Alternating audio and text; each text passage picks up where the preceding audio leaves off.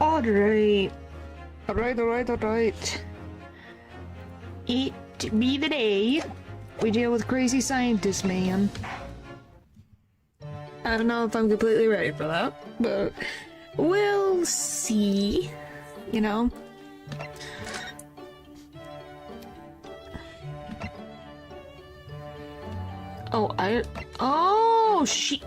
Golly, Irish really is that talented of an individual. Golly, she made both. She's freaking 10. She's an inventor, an author, and a tailor. What else does she have? What talents is she hiding from us next? She's freaking intimidating. Golly. Bum bum ba bum bum ba dum bum bum bum bum. Alright. Well, I'm gonna head on in. Drink some water. Because I have to read the judge over here, or some people call him the Beard. Oh. Ready as I'll ever be. Do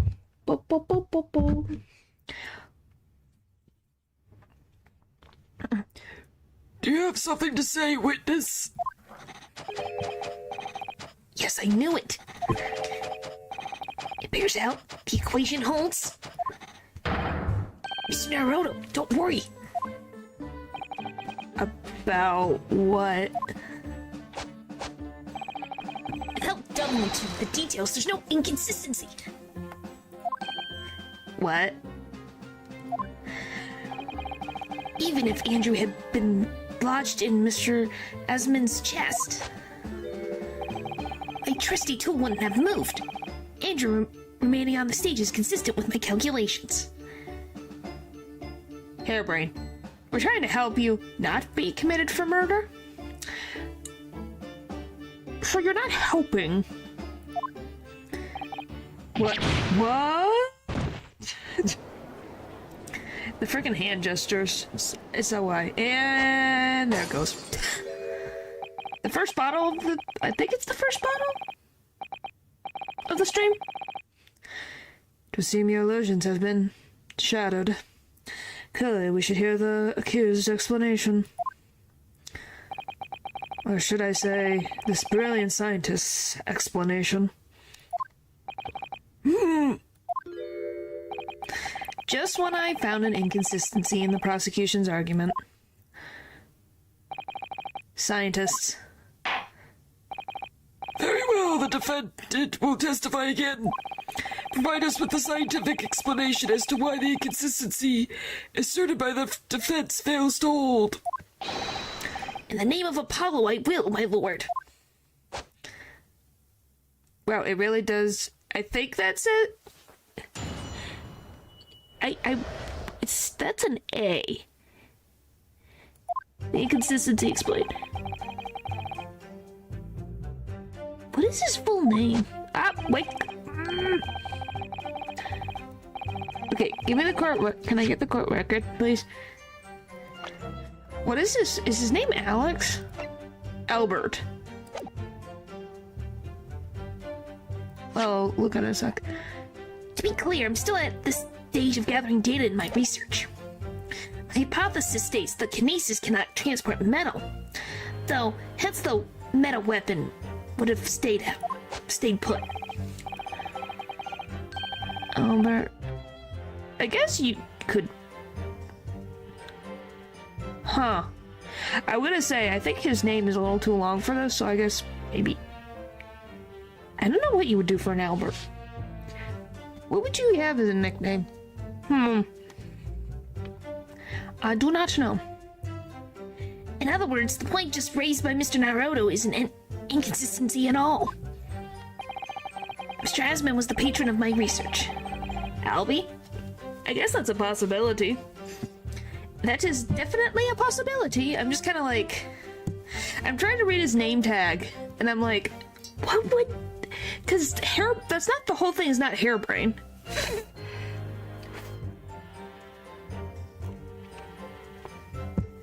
I couldn't figure it out. I'm like, But yeah, Elby? Yeah, I could see that. Mr. Asman was the patron of my research. Without him, my work wouldn't have been possible. Now I have a duty to protect the incredible machine that we built together. maybe it's got A-L and I can't read the rest, and it's almost like, it almost looks like a combination of the hair and brain, but not in the way like this.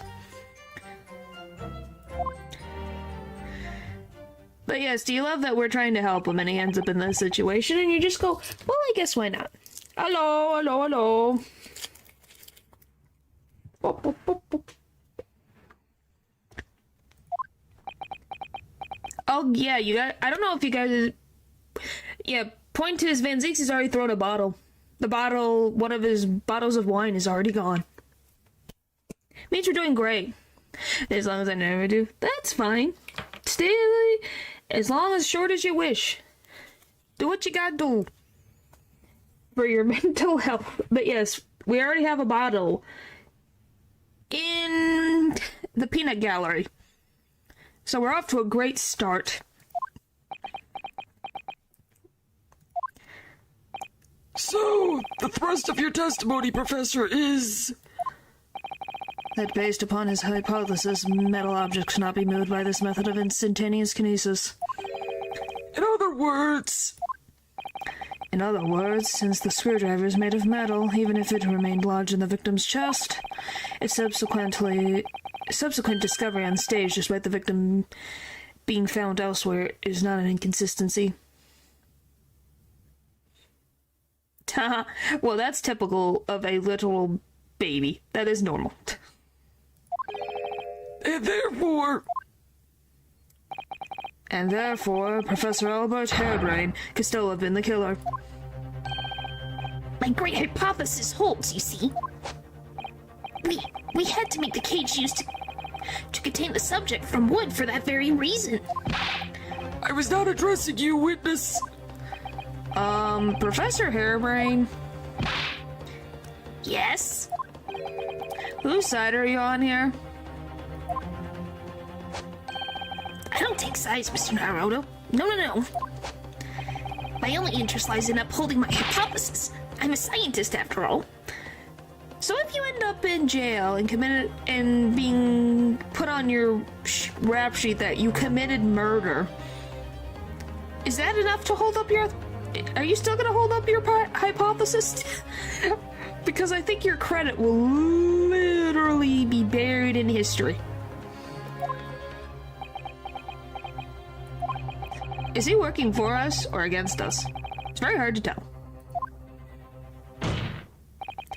Let's see how you've cross-examined this testimony, my Nipponese friend. His name would be immortalized by the invention if the hypothesis is true. Yeah, but I also think the main fact of the matter that it wouldn't be the invention, it would be that he killed someone with his invention that proved true for kinesis. More than his actual research. You know? Yes, fire away, Mr. Naruto.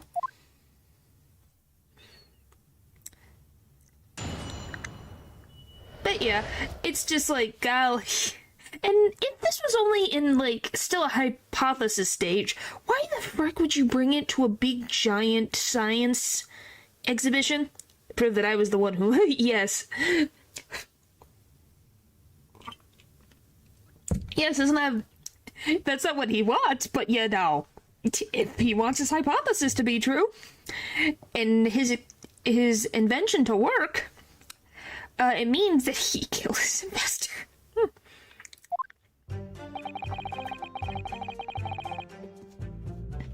Oh boy.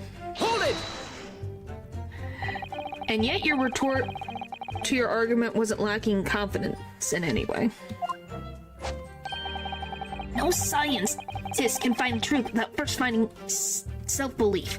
We're still in like 9% of ladies and bitches before 1950 about. Oh, you're not wrong.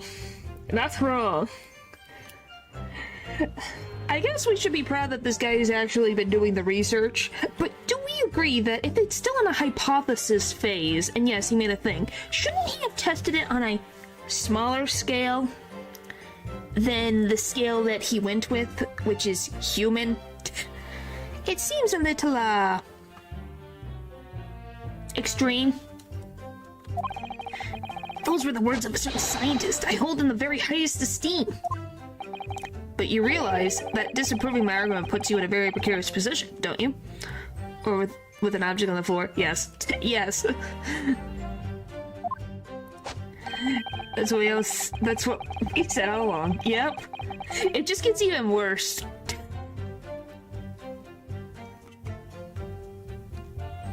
Hello. No scientist should strive to protect himself more than he strives to protect the truth. What scientist are you? An actual honest one?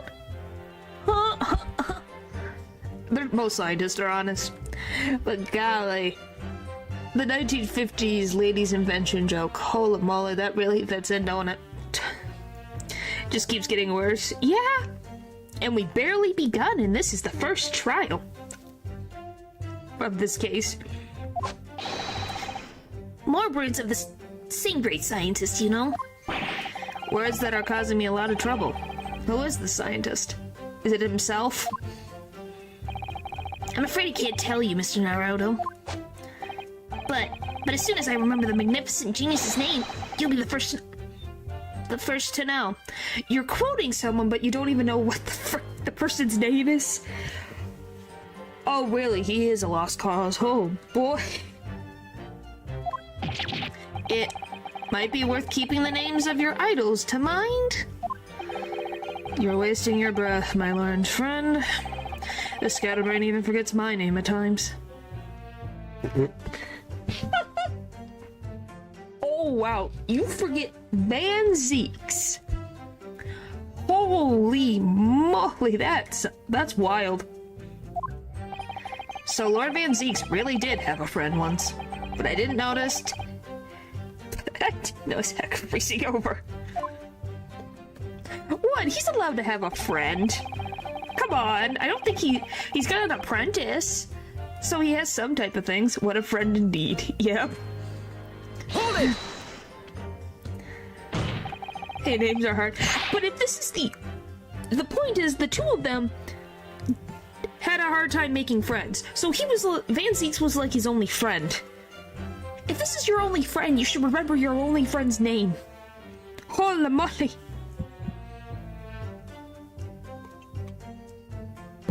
But yes, names are hard, but if this is your only friend that you met in college, you should remember, you know, just a bit. A first name would be good.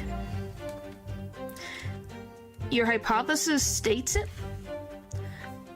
So this isn't proven then?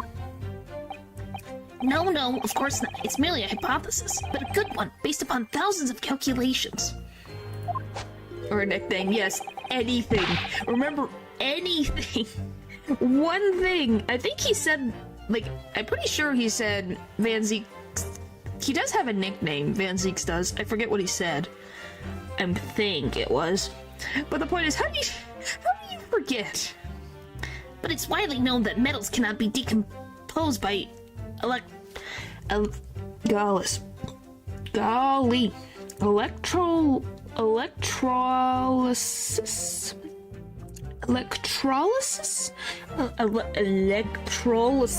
I think that. Oh boy, I think that's how it's said. I love Ace Attorney teaches me how to say English words that I have never said before. Is that how it's said? Let's see what Google says. Electrolysis. Wow, it really was. Huh. It is actually electrolysis. I can't believe that.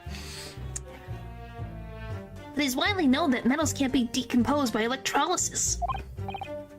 Yes, of course, so I am right. My hypothesis is clearly correct.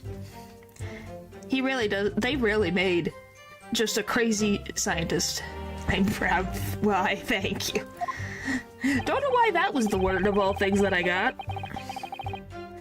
What is it about incriminating himself that makes this man so happy? Rinosuke. I just told you this. It's the whole reason that the birdcage is made of wood, you see. Sorry, the birdcage? Yes, that's what I call the... What in... Is this supposed to be this? I feel that this is a mistake and I can't... Unless it is supposed to be said that way, what the See... Obtusa cage? Between a professor and a mad scientist, yes. See Obtusa. Okay, I guess we'll go with that. We'll see if it consistently is named that, because that's a name. Yes, that's what I call the C. Obtusa cage in which Mr. Asman was placed for the kinesis. By the way, he looks like a very classy gentleman who... It does make sense that he was someone that was related to gang activity in the black market. I don't know, maybe it's the mustache. Oh, the jail cell in which the victim was detained. It does indeed seem to be made of a timber of some sort. Thank you to not refer to it as an instrument of incarceration, your lordship. Oh, what was it? This? Yep. In short, any weapon lodged in the victim where he was beamed away by instant kinesis would have been left behind on the stage if it was made of metal, correct? I've never heard that word in my life. I don't think it's supposed to be an like obtuse means big. So, obtuse. So I would assume big. I don't know what this would be. So unless it's like a short moniker. So I'm assuming it means big, as in the giant machine. You know, like the sketch. If I can... Because it was a big machine. Who knows? Yes, that's it. Yes. It all fits perfectly with the mathematical model. But the ultimate conclusion, then, is that the defendant alone had the opportunity to inflict this fatal injury on the victim, is it not?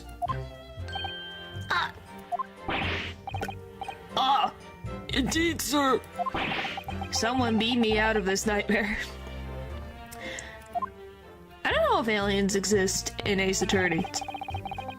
At least in their universe. There probably is. Far, far away.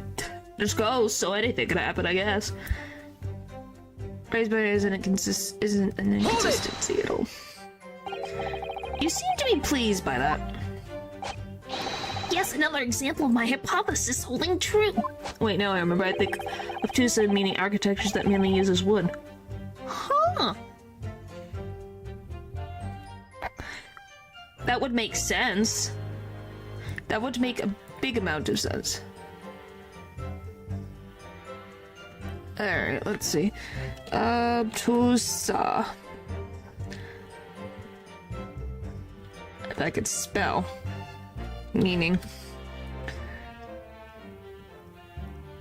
Oh, that's obtuse. Huh.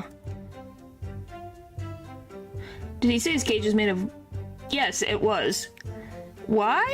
He said, yes, the cage that the victim was in, so... Right here was made out of wood. Or, you know, I could show the victim photo. Like this that he was standing in is all wood. So it's like a wooden casket.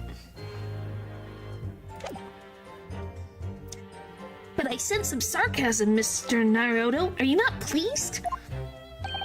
No. I knew it. Or is this sad? At the end of the day, I'm the one responsible for Mr. Asman losing his life. The advancement of science is no excuse. I know that. No, you're quite right. Tell the court, did you have a close relationship with Mr. Asman? Oh, well, no, not really. I'd only met him 2 or 3 times. And we only ever discussed my hypothesis in the project, and the research grant, of course. Was the patron of my research without him, my work wouldn't have been possible. And now I have a duty to protect the incredible machine that we built together. I wanted the reverse, you mother trucker. No, he accepts the fact that but he won't let people slander his work. Yep. That's the extent of the testimony then, thank goodness for that. I don't want him doing any more damage. He's already basically proven that he could have been the culprit. But it seems as though all he really cares about is defending his hypothesis. Still, I wonder, what if his hypothesis is just fundamentally flawed? Well, Iris said so, so you know.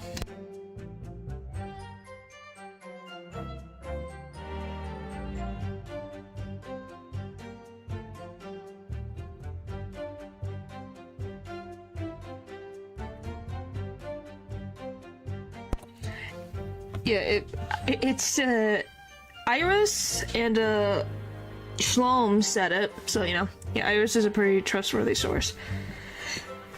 Yeah, she's made her own in spite of her age. Yes, but she's done freaking great. I think we can all agree. Oh, by the way, if you guys didn't know, the second outfits, you know, this outfit that Ryunosuke is wearing and golly, Sasato, Iris made these 2 outfits. She made those. She's freaking crazy. She made these outfits. It's like, holy moly, lady. She's 10. 10. What skill doesn't she have?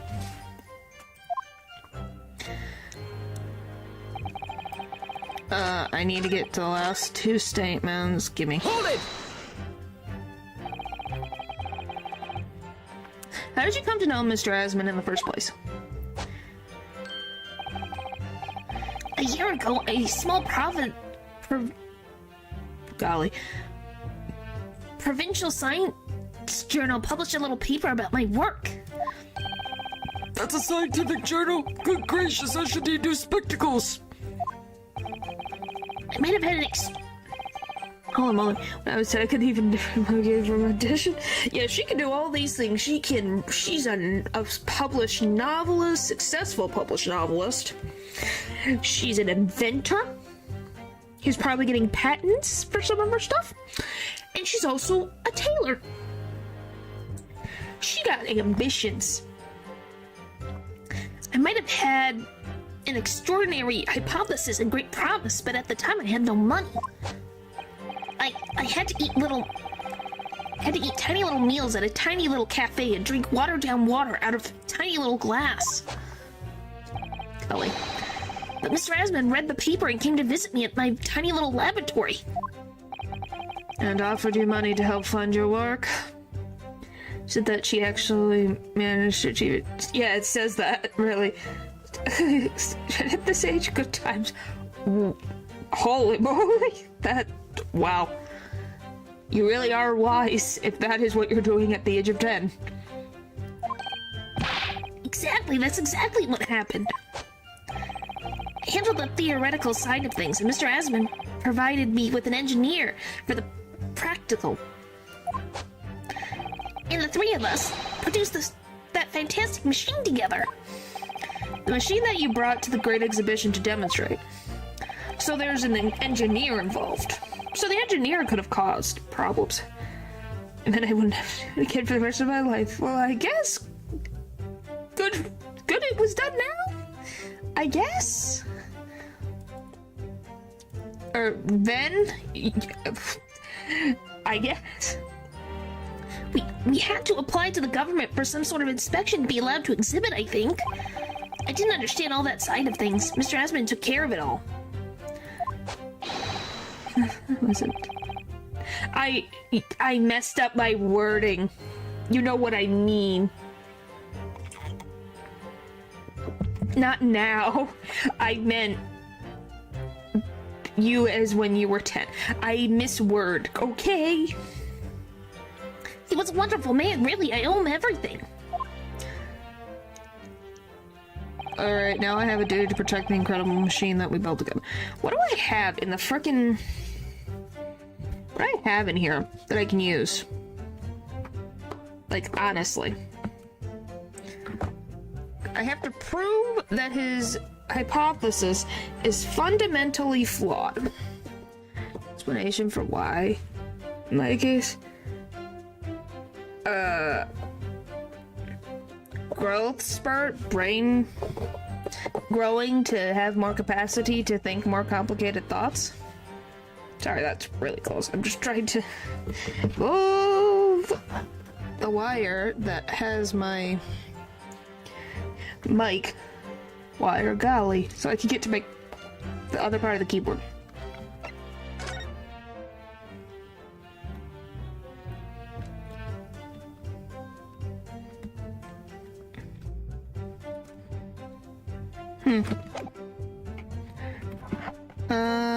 Containing various articles and now shown at the Great Exhibition online.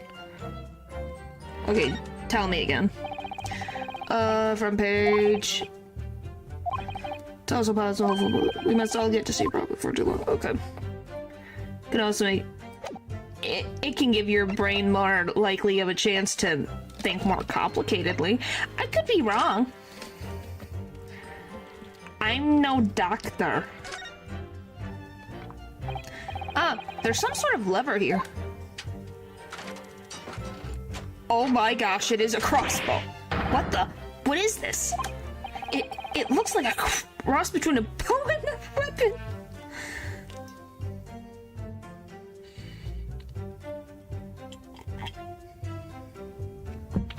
Okay. I think it's probably used for the same thing too. Crossbow! A weapon found hidden behind a tree under the experimentation stage of the exhibition grounds. It turns out that it's a folding crossbow. Nope. I said I ain't no doctor. Don't even. No doctor can't do that. Nope. But what is this, like, little... I guess that's like a little cushion to put the, like, arrow in place or hold it in place, maybe? Huh.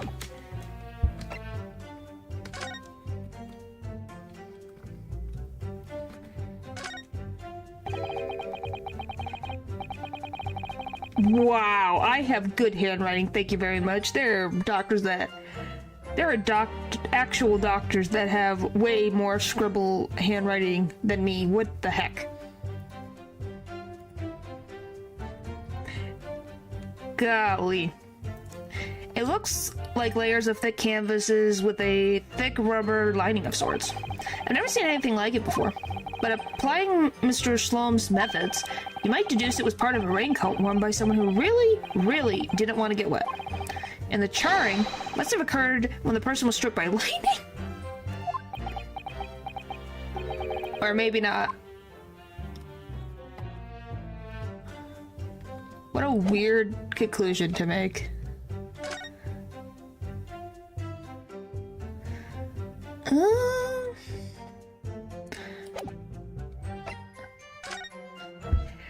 Alright. Okay, so death from the wound in the chest and piercing heart. Broken vertebrae most likely resulting from impact of someone fall from a considerable height.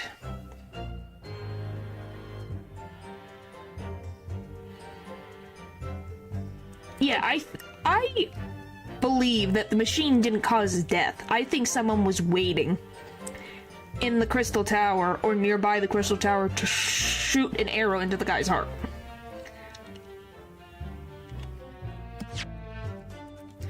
I believe that 100%. At least that's my current theory.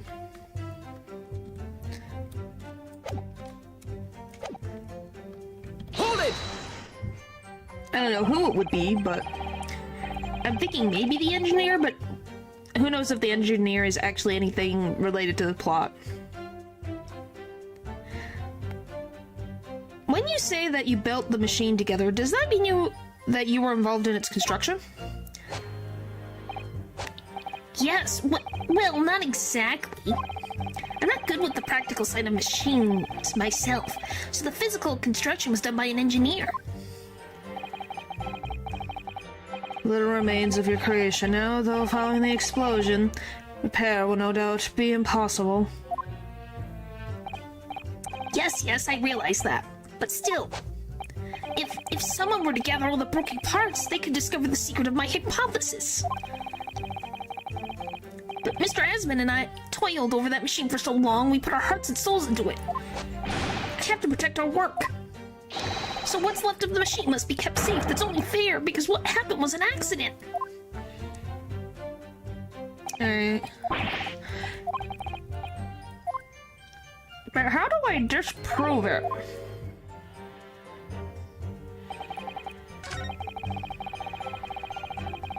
Yes, an engineer built the machine. He gave the plans, but he is not good at building.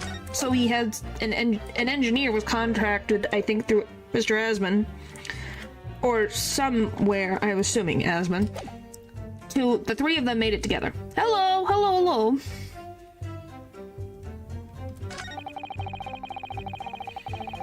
Okay, my hypothesis states that can't transport metal, hence could have been made to stay put.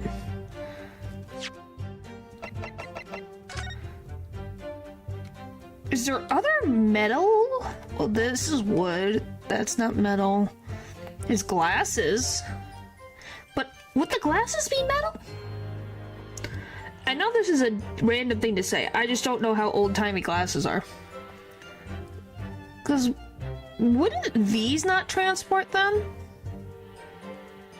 Since apparently metal can't go through. If he did... shoot the man aside from trade history. That's impossible. Who knows?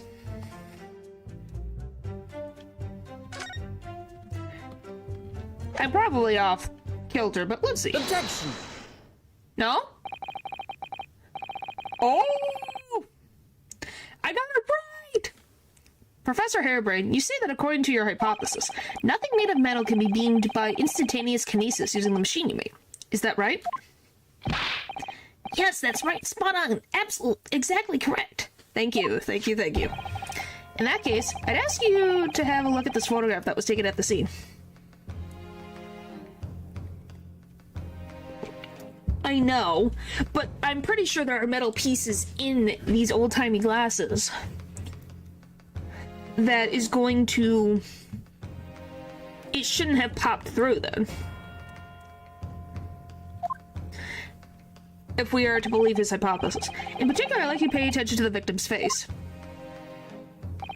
You can clearly see that Mr. Asman is wearing a pair of spectacles with a metal rim. Well, there we go. What? Metal? No. Metal can't. That's not. Metal? No!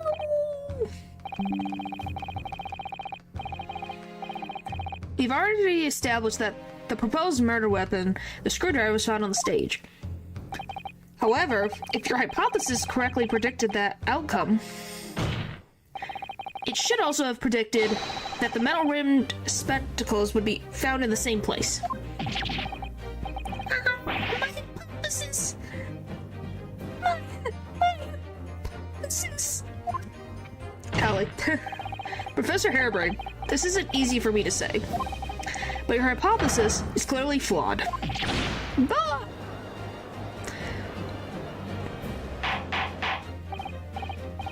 Order!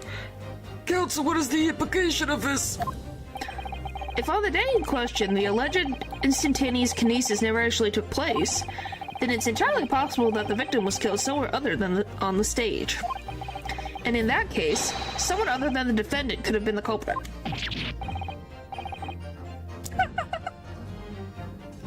My hypothesis is sound. I proved it that day. The experiment was a success. The experiment experiment was proof of all my work. If I could say something here in my Capacity as a fellow of the Royal Society. Yes, chair number 4, go ahead. As a man of science, there's one thing I simply cannot abide. And that's a fraud who pretends to be a fellow man of science. The blood on the tip was there, wasn't it? You think they used the screwdriver as an arrow? Well, they must have really good frickin' aim. What? Wait, Great Scott, are you suggesting my science suspect? It's just been disproven, hasn't it? In front of all of us. Wow. In other words, the whole demonstration was complete nonsense from start to finish. Believe me, my fellow jurors, when I tell you that this man is a heel, a bounder, and a fraud. I'd say the wreckage of the machine should be stripped down and thoroughly examined. No, never! The machine is in the essence of my entire hypothesis. It's protected by the Special Dispensation for Scientific Equipment Act. What the devil is that blessed act all about, huh? Who made up such a daft rule? I don't like the way this seems to be going. It could work, I guess. What's the best way for me to help the professor? I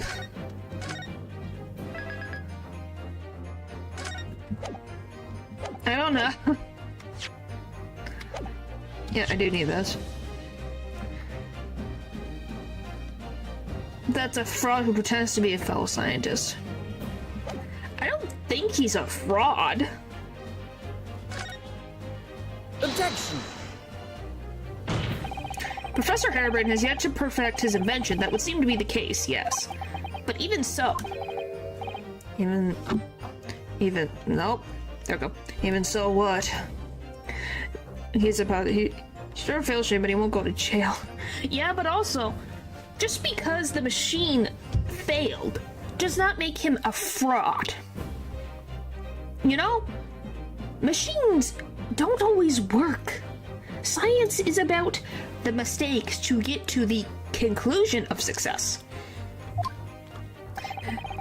So them acting like, oh, well, he's a fraud because blah, blah, blah, blah, blah. It's like, he said it was a hypothesis.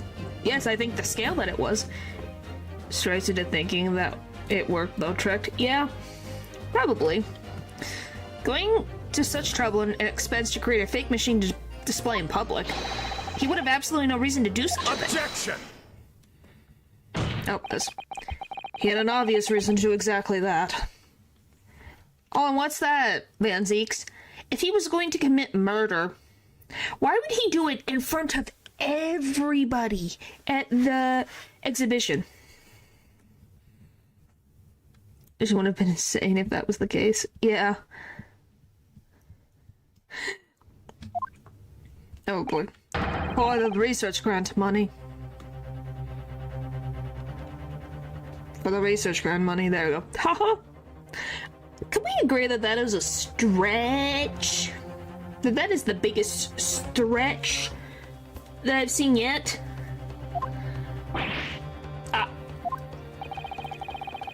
If the government was foolish enough to have deemed that man's ridiculous notions plausible, he and his conspirators would have received a handsome sum indeed. True, appeasing the machine spirit should be the first thing you do to longer than Luffy's arms. Yes. Golly. Because if it's a fraud and it wasn't supposed to work, like, this whole thing is just, it's not an impossibility that Mr. Asman worked with the engineer and all these things to make a illusion, but you can't just say, oh, the scientist is the one who did it, because you have to prove that he knew what was going on. Conspirators. What would be the value of such a grant? 10 pounds? You're an order of magnitude out, ma'am. 500 pounds a year. We're the ones making the first stretch of script. This Van Zeeks. Yeah, that is true. No, you have to use sides of the courtroom. What do you mean? I don't think you should be mixing whatever weird concoctions in the courtroom, but at this point, who knows? Oh, here. You could have lived handsome on that much for years. The Society noticed an increase in bogus public demonstrations in the field of science recently. And plenty of scientists are arguing with each other to get the largest slice of the funding cake. People's greed is plenty motive enough for murder, I assure you. Yeah, people's greed is enough for murder, but you're saying this specific one was that.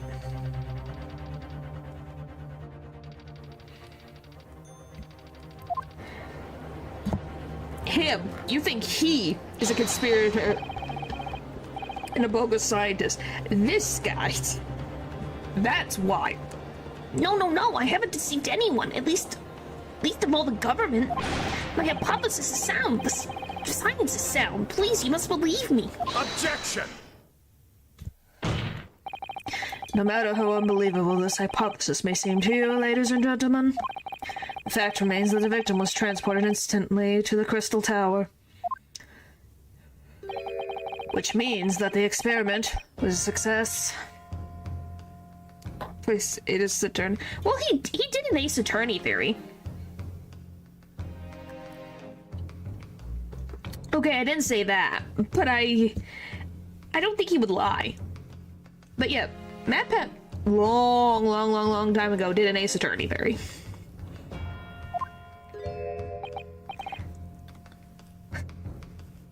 Be great at this game. Probably. Brooke. And therefore, the only person who could possibly have committed this murder is the accused.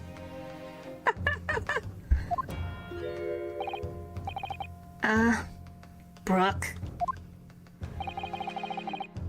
Where is this heading? I have no idea. My lord, if I may. Yes, Lord Van Zeeks!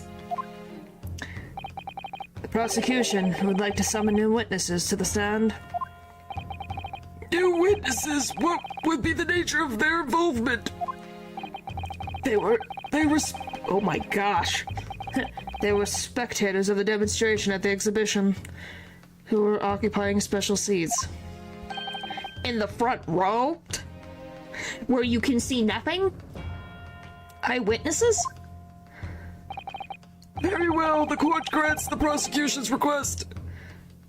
Yes, he retired from the video thing. He's in the background of things. Golly. The prosecution's stance is clear. This experiment was no posture? Oh my gosh, the second... What in the world?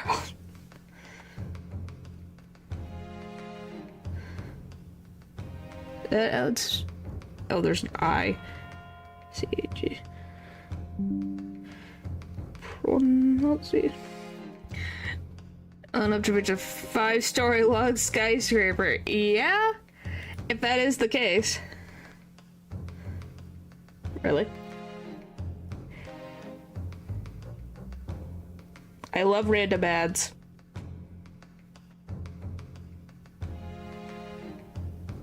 Fake what?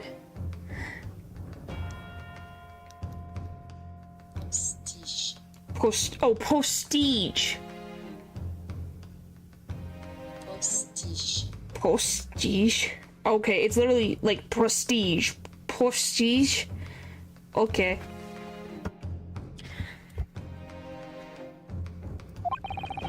The accused killed the financer victim there on the public stage before the very eyes of the spectators. Prestige means fake. Huh. No. No. On a general term. Huh. So the point is, he's literally saying that, oh, this wasn't a fake demonstration. Now, my learned friend. Oh, yes? It's time for you to make your own stance clear. There's clearly a flaw in the professor's hypothesis. I can definitely see that. But where does that leave me? We shall take a short recess now, during which time the prosecution will prepare its new witnesses to take the stand. I'm assuming the guys were on the stage, but I didn't see any chairs. So maybe they were standing. Like fake hair, fake glasses, fake, well, you know. Ah! Interesting, thank you. Right. As you wish, my lord. Good, in that case, court is adjourned for 20 minutes. Boom!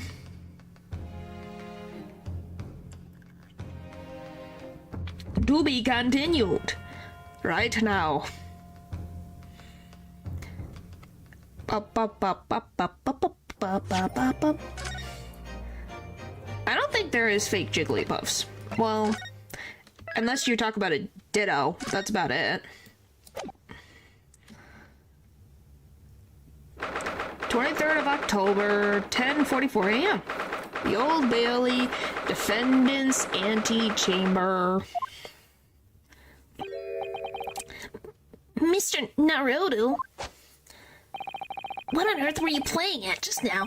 Or rather, what on earth were you playing at all along? My hypothesis, my amazing hypothesis. You've been picking holes in it from the start. Sorry about that. But you promised me. You said you proved that dreaded explosion was an accident, not murder. Yeah? But to prove it, we have to say that there is a slight flaw in your calculations. What do you want us to do? Oh yes, everything is right and he committed the crime. Bye! We'll take our paycheck at... what was it? 221 B Baker Street? Send it to us by post. Good luck. Bye! You said you'd keep my precious invention from falling into anyone else's hands. Yeah, so much she made Van. I could see how much she became Van. Because pride, yes, they do fit that. Made a mascot of a Jigglypuff and whatever. See, that's just creepy. Holy moly, that is terrifying. But yeah, he can't push science forward from a prison cell. But all that you've done so far is trying to undermine me. Yes, I did make you a promise, you're right. I said that I believe in you and fight for your freedom to the very end. But I also told you I was no scientist. I don't understand your hypothesis. The fact is, there is an undeniable flaw in your logic, isn't there? If I just ran through some equations... Yes, you see? It's because my work is incomplete. Perhaps it is. Nevertheless, a man died as a consequence, didn't he? Oh. Oh, no! Is he just connecting the dots now? Oh, boy.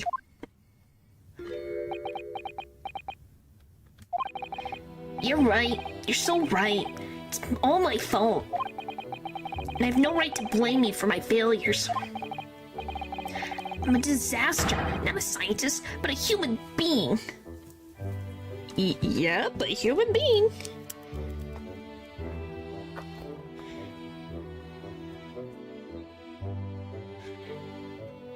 Wait. At least from what I can tell, you're a human. Boop, boop, boop, boop, boop, boop.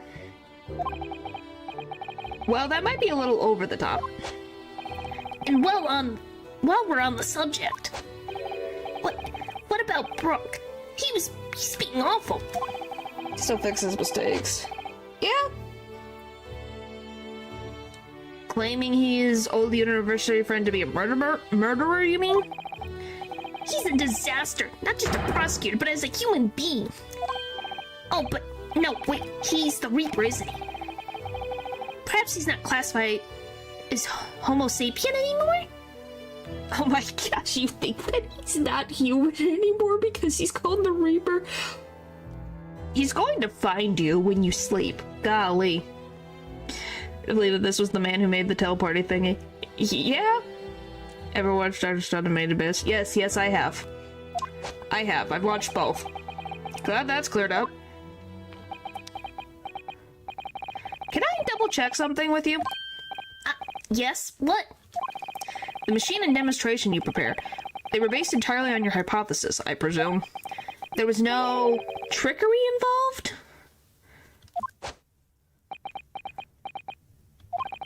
I drew the plans for the machine with my very own hands. Every line was painstakingly drawn with the firm belief that science is the only future.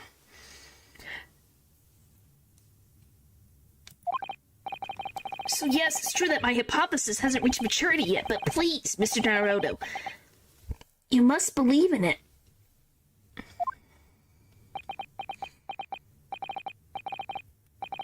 What? Which word? What do you mean? Alright, Professor, I understand. Counsel, defense. The prosecution witnesses are ready to take the stand. Court is about to be in session again. Team after. Yeah.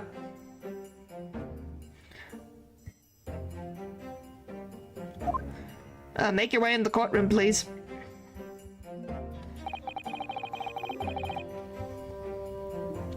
It all hinges on that demonstration.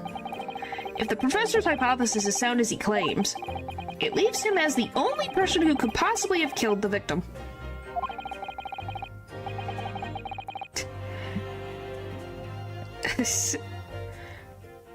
But on the other hand, Mr. Slomes was adamant. A few episodes get used to, huh?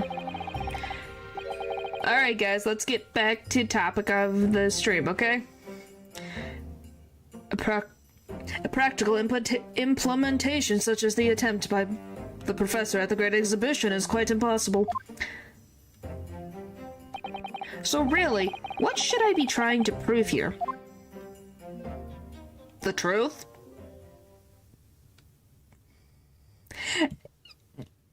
The science in the game. 23rd of October, 11 a.m., the Old Bailey courtroom.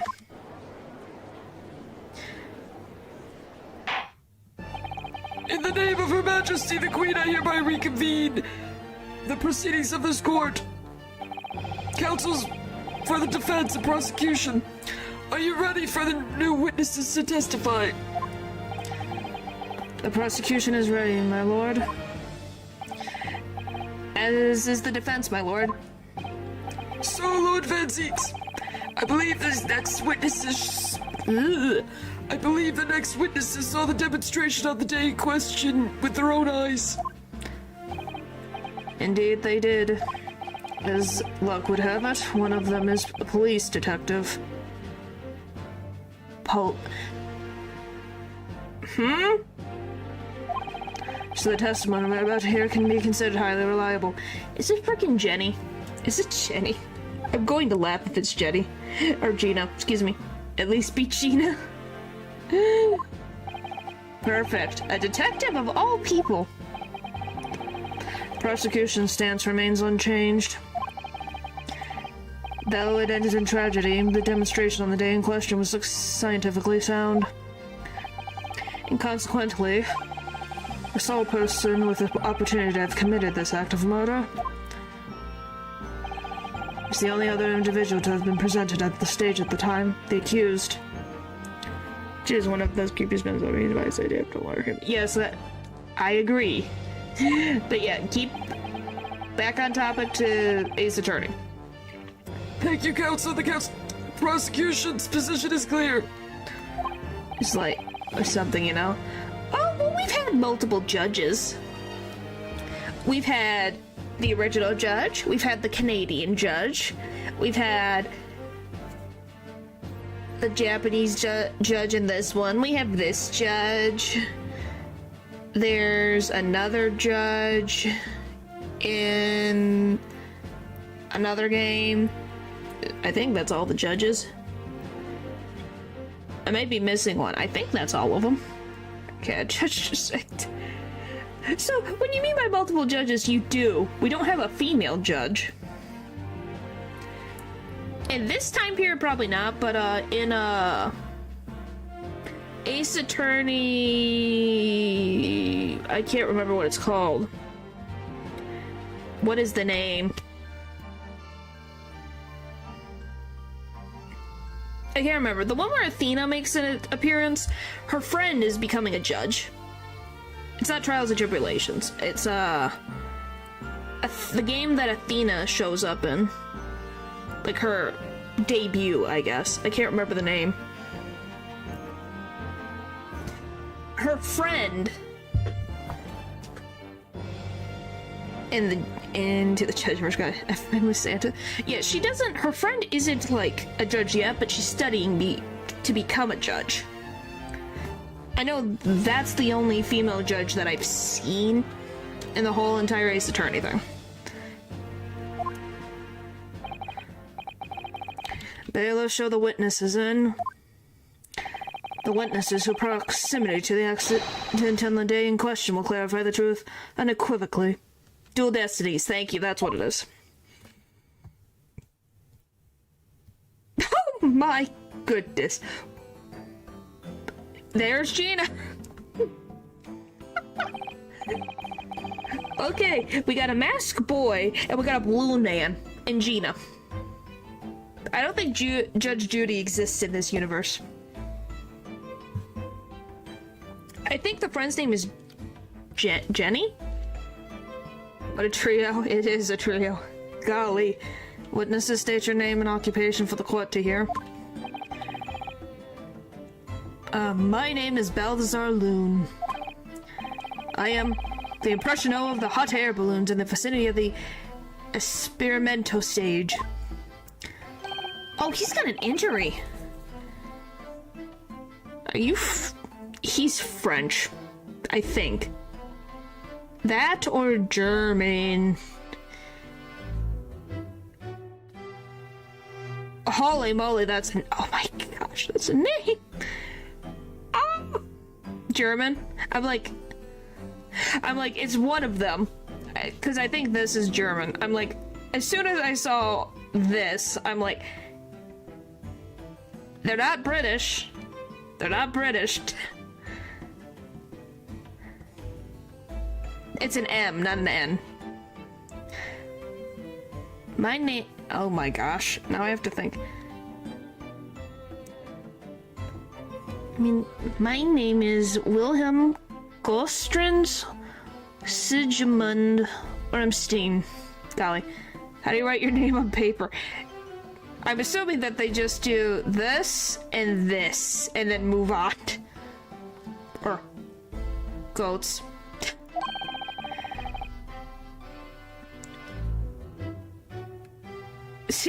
Probably. God. I've come to see the great exhibition all the way from my home in Bohemia. Oh. Aw. That's adorable. I'm very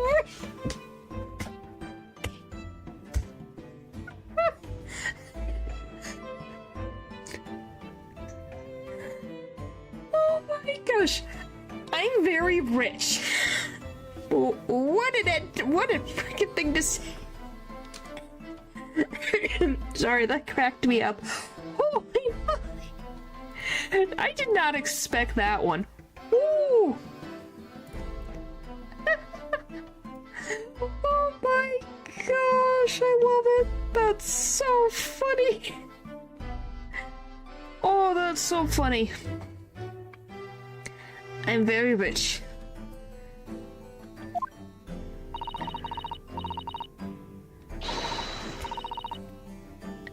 I think paper was not around during the common, like around common people, probably nobles,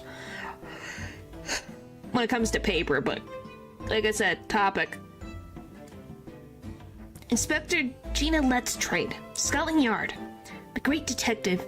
Even Erlock Sholmes agrees.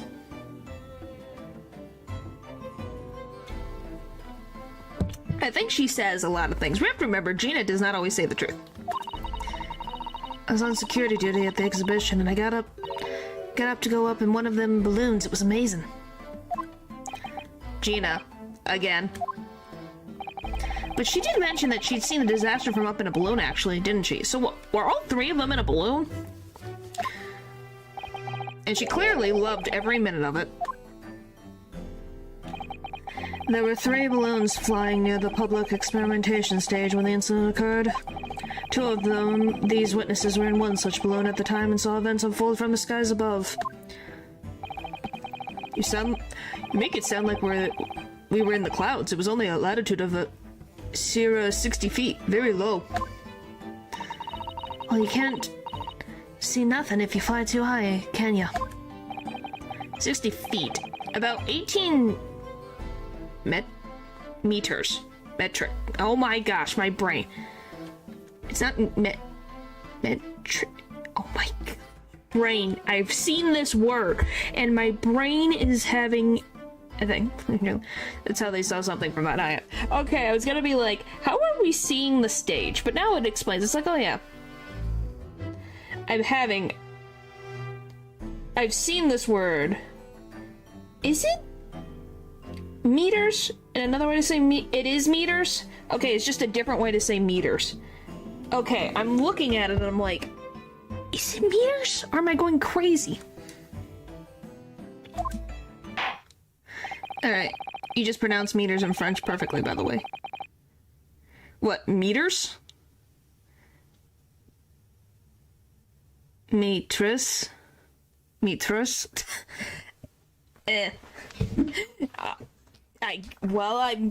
just a British way of saying meters. Okay. I'm just looking at it going, huh? Another one you did before? Huh. Thank you for your instructions. Now you will give your formal testimony for the court. Kindly describe exactly what you witnessed, especially those of you at a vantage point above the stage.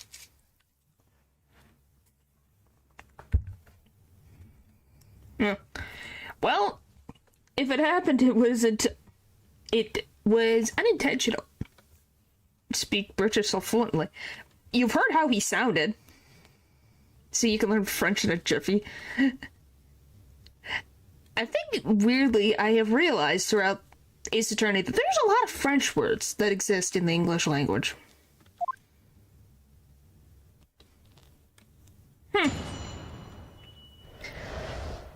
The view from 60 feet up.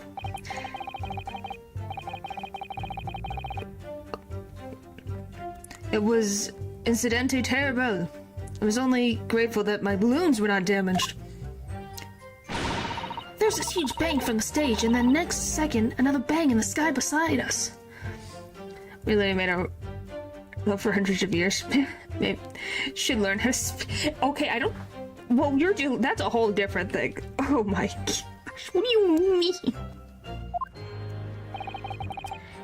And from amidst the smoke, a cage appeared out of nowhere.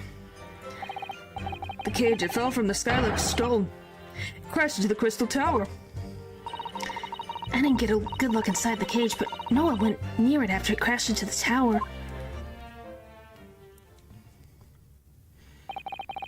A most extraordinary collective account, I must say. Could I just clarify something? There's a detail in the witness's testimony that I have not heard any mention of until now. Specifically, that there were 2 explosions? More precisely, 2 explosions in 2 separate places. Yes. What? When the demonstration began, the balloon carrying the 2 witnesses was around here. Says no rules. Can say you aren't. Oh boy. Already speaking. I mean, technically, we're already speaking English. Yes. There were other balloons in the air nearby at the time, carrying other passengers as well, to be clear. Then, as the power supply to the machine for the demonstration, the first explosion occurred. The so-called bird cage that contained the victim disappeared from the stage, and a moment later, the second explosion occurred directly adjacent to the balloon carrying the witnesses. Did the balloon explode? The birdcage appeared at the site of the explosion subsequently to plummet down into the Crystal Tower.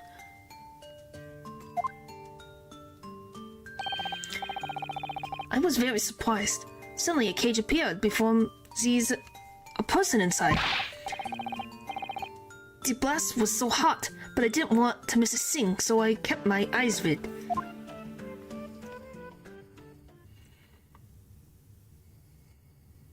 She's gonna run out of balloons. Not in those types, Golly. I still have lots of money. Okay, I don't need to know this detail. Okay? Precisely, who is this curious infant? I'm told he is a young noble of Bohemian royalty. Why is a royalty child by himself?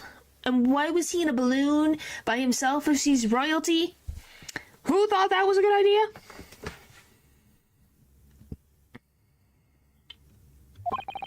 Apparently, he disguised himself in order to steal unnoticed into the great exhibition. How old is this child?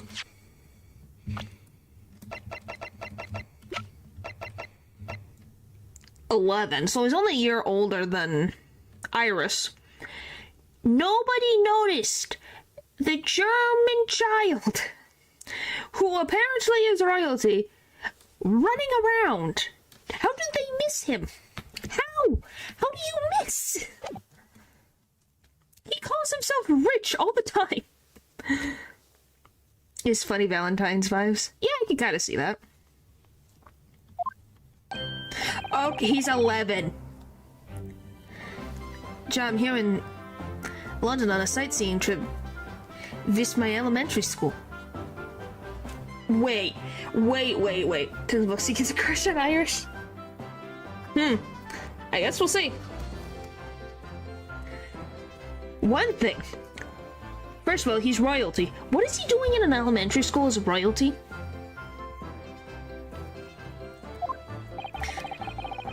We have the benefit of a child's point of view in the testimony. Do we really need that? Oh, he's got little freckles. When I remove me mask, this is what I look like. Oh yes, I see a delightful face, I'm sure. Joe, everyone says so. Great disguise, then. To a woman? What? Means they started out later than usual? Maybe. Who knows? The point is the testimony of these witnesses further substantiates the facts for the court. Namely, that despite ending in explosions, instantaneous kinesis was successfully demonstrated. And furthermore, that until the arrival of the police, no one approached the Crystal Tower where the victim fell.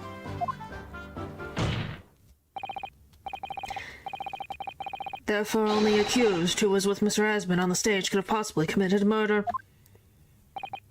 Yes, thank you, counsel. The prosecution's views on the matter are quite clear. My goodness. So the defense's cross-examination now, please. Yes, my lord.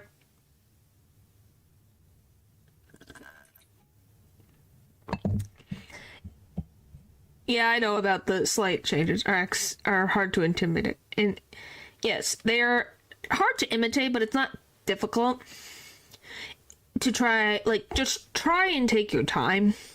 Like, I played Francisca von Cobb. You know, that type of thing. Western? Technically, yes. I've done one. I did one in the first game because there was a cowboy. It was an accident, only grateful that my balloons were not damaged.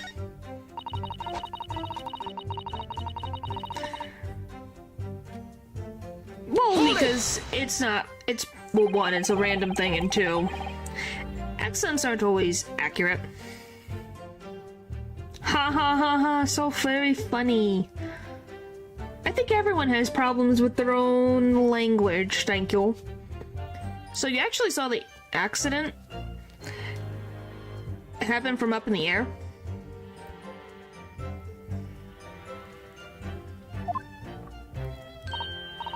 Yep. Isn't it amazing what a detective gets to do, huh? Telling you, Otto, being a lawyer is a mug's game. You should join the force and we can go flying together. You know me so well.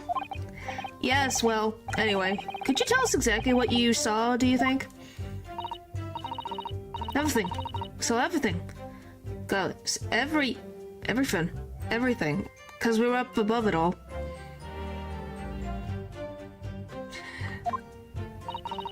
The dodgy Cole climbing into the cage ain't that dodgy professor pulling up all them levers. And that's what happened. That's when there was the massive bang and the cage just disappeared just like that.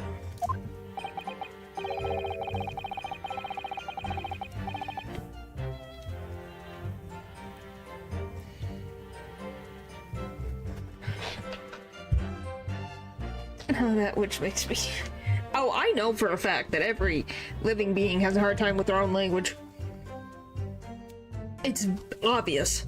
Everyone struggles with their own language. Why do you think not everyone can teach someone the native language that they speak? Are you describing the moment the subject's body was decomposed by the electricity, I believe? Didn't know what to make of it. But then there was another bang right in the air. Looked around, and there was a great fireball right next to us in the sky. And there was nothing there before. Oh my gosh, you are 11. You better not be sucking on your thumb. Holy moly, you're 11.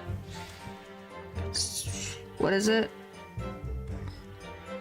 Excuse me. Okay, it is space. Mortal invention after all, boy. Master Goats, does your memory of the day differ? Better than my mother tongue. Yeah, that sometimes happens. My teacher at elementary school says that when you meet someone for the first time, you should always use their full name. Ah, yes, what was it again? Why? Wilhelm Gostwisch Sigmund Ormiston. Blech. Oh boy. I'm assuming he's biting his nails, but you know, it's just, I think it's hard to see the nails on some of these characters. Just the 4 names then? The point is, do you have something to say? Something to add in response to Detective Gina Let's Trade's last remark, perhaps? Well, yeah, right, Otto. It's Spectre Let's Trade. Why does everyone have a problem with how I address them at the moment? Because they can.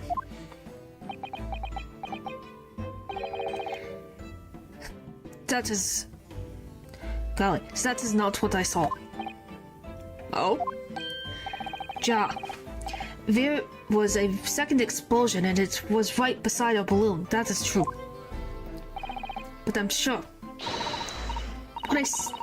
Which is what I said, ain't it? 1 minute was nothing there and there's a massive explosion. My teacher at elementary school said that when someone else is speaking, if you're rude enough to interrupt, you will have the most vile, awful life imaginable. Are all Bohemians brought up to be so full of joy? He does look a lot younger. Just before the second explosion happened next to our balloon, I clearly witnessed a green balloon flying in the sky. A green balloon? You what? I never saw nothing like that. Well, I did. I saw it. You can't say I did it. I will complain to the council. I will cry and scream. He really acts like a 5-year-old. Holy moly. I forgot how, like, 10, 11 like, that young act. Golly, we are blessed by Iris. Holy moly.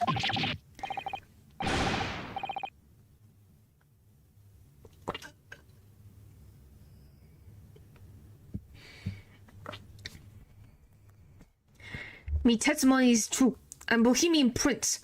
You cannot say it's a lie. This is not allowed. Playing the planet in royalty card, are you? Typical. You're fighting with an 11-year-old. Gina! His own instinctive reaction keeps getting surprised when he suddenly screams. You're 18, Gina. Golly. He's wearing a cape. Yes, he's a prince. Says the orphan who likes to remind people she works for Her Majesty's police.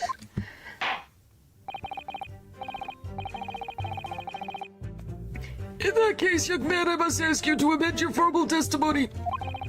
In the interest of cordial national relations between Great Britain and Bohemia.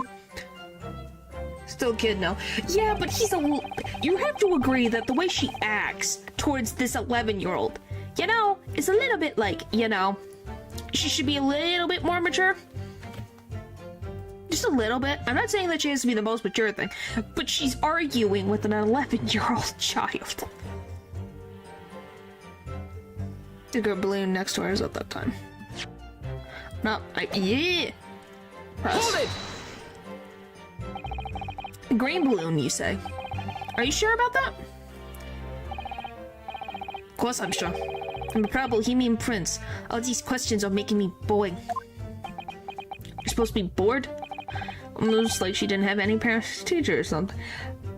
Okay, that's not what I meant. The point is she was doing all the stealing and things to help the other kids, like the kids that she was with on the streets. So, she has a maturity, so I don't know why she's arguing with him. I think you mean bored. English is very annoying. This language of my countrymen is far superior. Oh boy.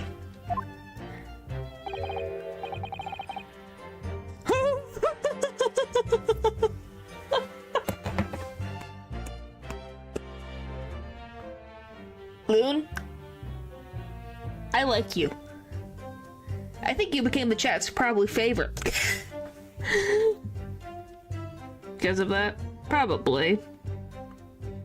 But yes, her not punching him is definitely very mature. Oh, that's a lie. Oh boy, I like this man. He be funny.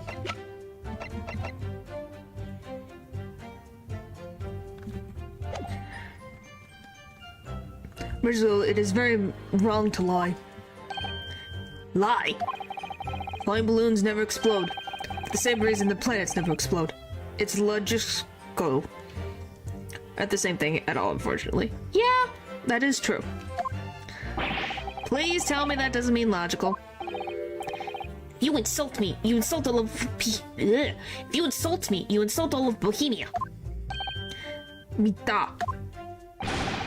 I will have the army come and... Oh my god. Wow, he really is a child.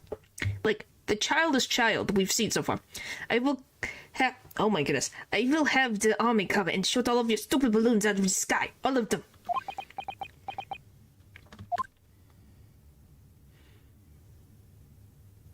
He still gives him a balloon. Here are, your highness. Well, that's a good thing. If only all of the international incidents were so easily resolved. Oh, wouldn't that be nice? Just give a balloon. Oh, golly, that would be nice.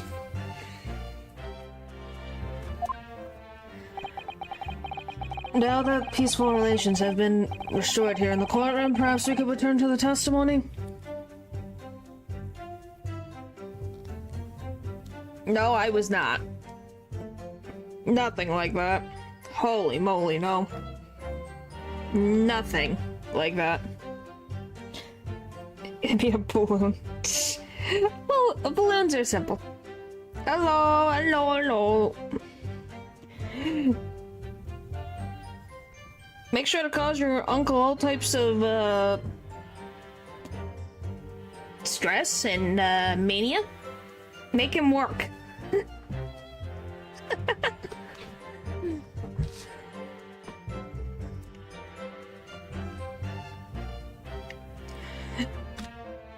Yeah. Oh, boy.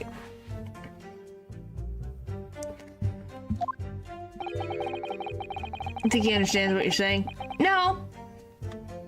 But it's still funny. Probably gets a laugh or thinks, huh? Do you also see the moment that cage materialized, Mr. Loon? No, I did not see the explosion myself, however, golly.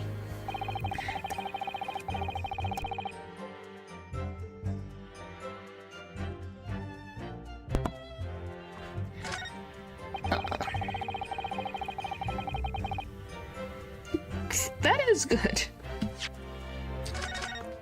Point is, you hope if you ever have kids, don't have one like this one.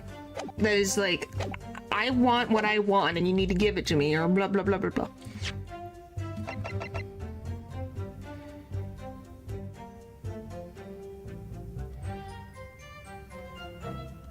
Objection! No? Okay. He's German? I was not sure. I wasn't trying to assume. Unless he said it himself. Oh, back this way.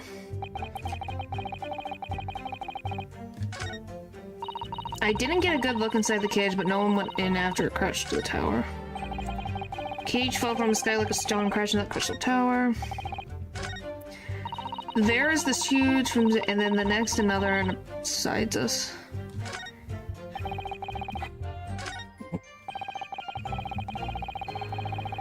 Hold it! Alright. Did you see that actually happen? No. In reality, I did not. I saw after it hit the tower. Well, I'll ask your parents. I mean, it wasn't Germany yet. Looks like our little prince is... Oh my gosh. Okay, let's not... He's a little kid, come on.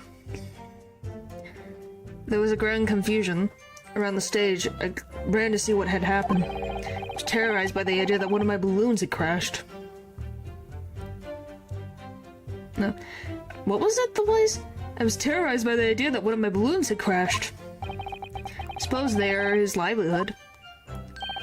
But when I looked up to the sky, all my precious balloons were still there. There you go. I saw it, though. I saw it slam into the tower. After all, I'm a detective now. Then tell us what you saw, Inspector Let's Trade. That's what I like to hear. Okay. Last one. Hold it! I think. Was it you who gave the order to keep people away? Yeah? Your head, Odo. How could it have been me? I was up in a balloon, weren't I? Right. It's because I weren't available. It was the boss who had to leg it over there. He was getting shoved and kicked all over by the panicking spectators, and he tried to sail off the scene. It was a real sight to behold, I can tell you. Amazing. Poor Inspector Gregson. So anyway, I couldn't see the cave well, because of the smoke. I didn't really want to see, to be honest. I'm scared out of me wits. Keep it together, Inspector. The prosecution really is asserting that the demonstration was genuine, but what if it was actually some kind of switch-around trick instead? That would mean that the victim was never actually on the stage in the first place. The two explosions would have thrown everyone watching into a panic for sure. I think I need to find out more about what exactly people saw at the time. Well, obviously, I'm assuming it has to do with this. It was not the sky. Okay, it was a green balloon next to ours at the time.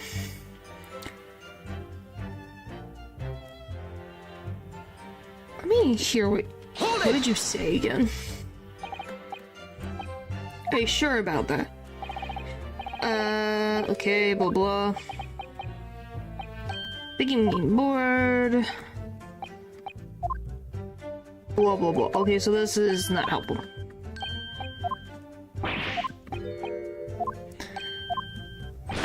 how the kid got hurt, because he's got a bandage across his head.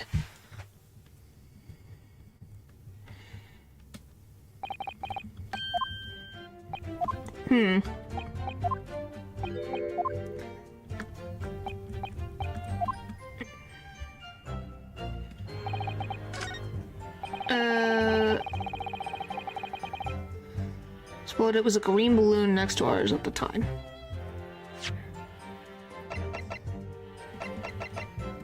I'm just trying to think, where the heck do I go with this? Because this is incorrect. A torn piece of canvas, material back. Okay, what if I look at it again? No? Nothing? Okay.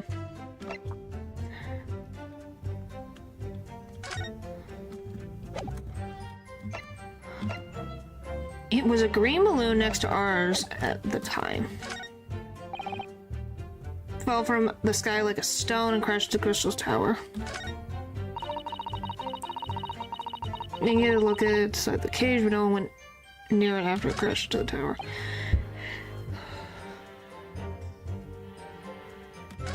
Huh.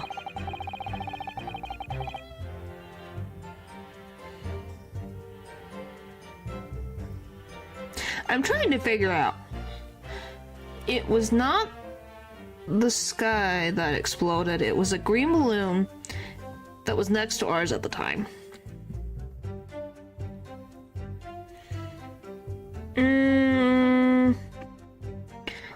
I don't quite...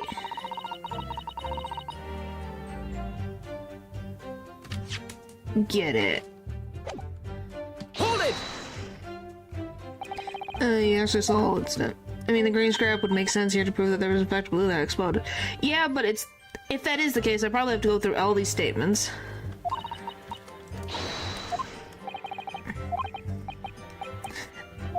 Alright, let me see. Everything. We saw everything. Climbing to the cage and that dodgy professor pulling up the levers. And that's when it happened. That's when there was that... some bang, the cage disappeared. Just like that. I didn't know what to make of it, but there was another bang right in the ear. I looked around, and there was a huge, great fireball right next to us in the sky, and there was nothing there before. And what appeared out of the flames, the cage, that's what.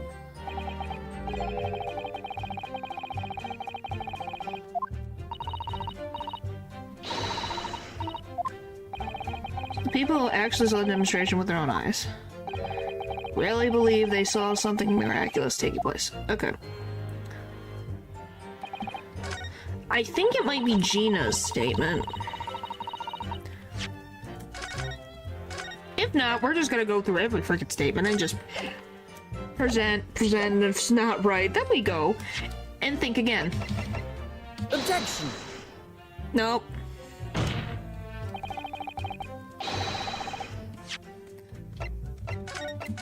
Alright, away we go. Back at it again. Wasn't I am aware the balloons were not. Oh, maybe this? Objection! Yes. Okay, because the balloon's being damaged. But if it's the green balloon, this is damaged. Okay, Mr. Loon, in your testimony, you said that all three of the balloons you had operating at the time were undamaged. See, that's correct. If they had been caught in the... oh my god. Espolones? Espolones. It's explosions, but explosion? Expolones?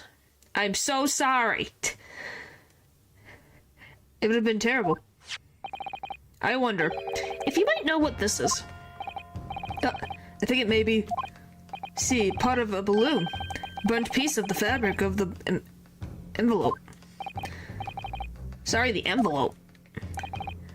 Pardon, that is the large round part of the balloon which becomes filled with hot air. It's made from very thick fabric lined with rubber. You don't want it to rip when you're in the sky. Just as I thought. This piece of cloth was found near the experimentation stage. In other words, as Master Gulch testified, a green balloon did indeed explode that day. Yeah. If all the balloons in the sky above the experimentation stage belong to you, Mr. Lone, then your statement that they were all undamaged clearly contradicts the evidence. No! I still like his hat. It's a cool hat. An explosion. If a balloon exploded, then why didn't they say so? Maybe everyone on board was killed. No, having 10,000 pounds for the experience? How awful. Seems to me those things were crashed 50% of the time anyway. Objection! Instantaneous kinesis did occur, but after the explosion on the stage, point of materialization shifted to a location occupied by a balloon. Causing the balloon to explode? Yes, imminently possible. An unfortunate traffic accident, as it were, but it changes nothing about the pertinent facts. Golly, facts. This I cannot accept. Why not, Mr. Lune?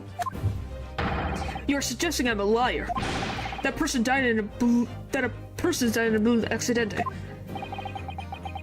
There's no need to be fired up, Mr. Lune. Mr. Loon, the victim was the sole fatality that day. That's right, I prove it. And I prove it.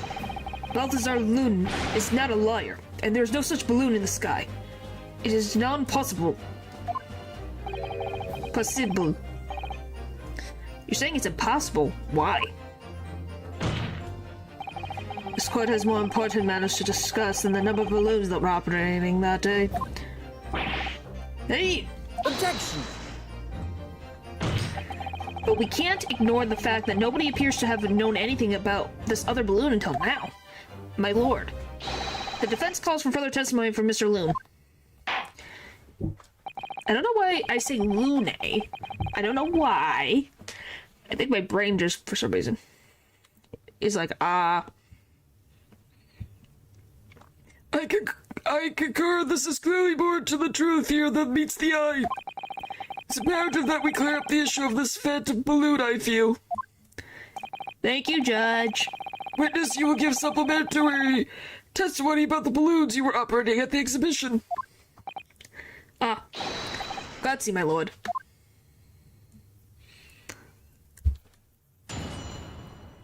But this really is an international witness stand right now. Mr. Loon's Balloons. Loon's Balloons. As I said, Balthazar Loon is no liar. Every balloon I had in the sky landed safely. All three of my balloons were carrying passengers. They fell to the ground in an explosion. What a catastrophe. But you can't get away from the fact that a burnt-up bit of cloth was found at the scene, can you? Coppers at the Scotland Yard reckon it was probably some debris thrown from the explosion on the stage. The stupid Ragazzo was mistaken. My balloons have the red and blue zigzag stripes anyway. Is it Ragazzo? Does that mean like kid? Since he said that to both Goats and Gina, so does it mean young? Like kid? Cops? oh, it means cops. But he called Goats the same thing. This kid right here. So, what would it mean in context with the kid then? Is it because he's royalty, so considered a place of authority?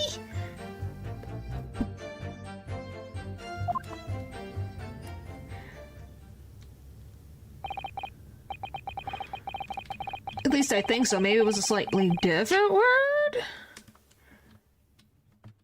Because I thought it meant kid / boy or young man. Oh my, it means teen. Oh no, my, it means teen. Okay, because I'm gonna say, he said it to Goats over there. I know for a fact that he did. Oh, it does go all the way back. Because he did say it to Goats. Okay, so interesting. Alright. It just seemed like he used it in both contexts, so it can't mean I can see what you thought process was, Paul, but I definitely think, yeah, I thought maybe kid. Teen is, I guess you could think also kid. So your assertion is that the balloon this child saw was not one belonging to you? Oh boy. See, exactamente. If he even saw a balloon in the first place. I do not like the sound of it. It is very bad for business. I have a good mind to sue the land of Bohemia. If you attack us, we will fight back. It will be I'll let war. A loose kid and a teen is considered the same in Italy. It's just that I believe a kid and a teen is considered the same in Italy. Okay, not a man yet. Makes sense. Or, aka, both Gina and goats are children and not adults.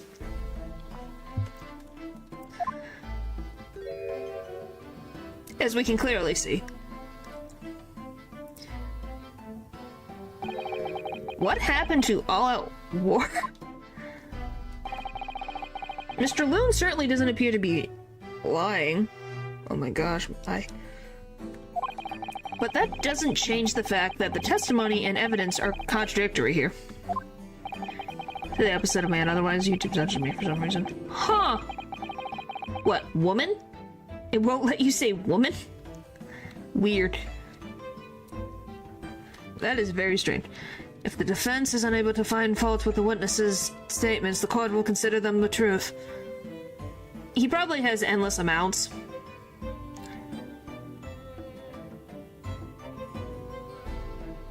Huh. I wonder why. Someone must have done something stupid. You know? Something happened.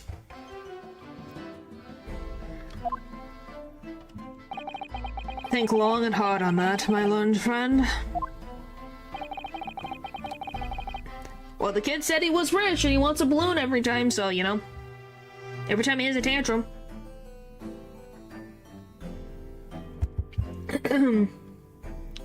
Hey, I don't blame him.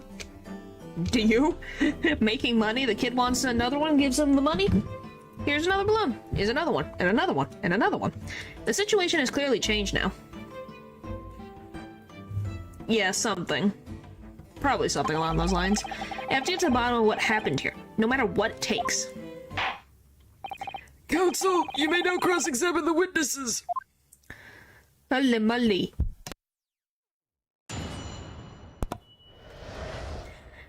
Alright. As I said, no liar, Luna, and this guy landed safely. Hold it! He knows how to capitalize words. Yes, yes, he does. You couldn't have just have forgotten one, maybe.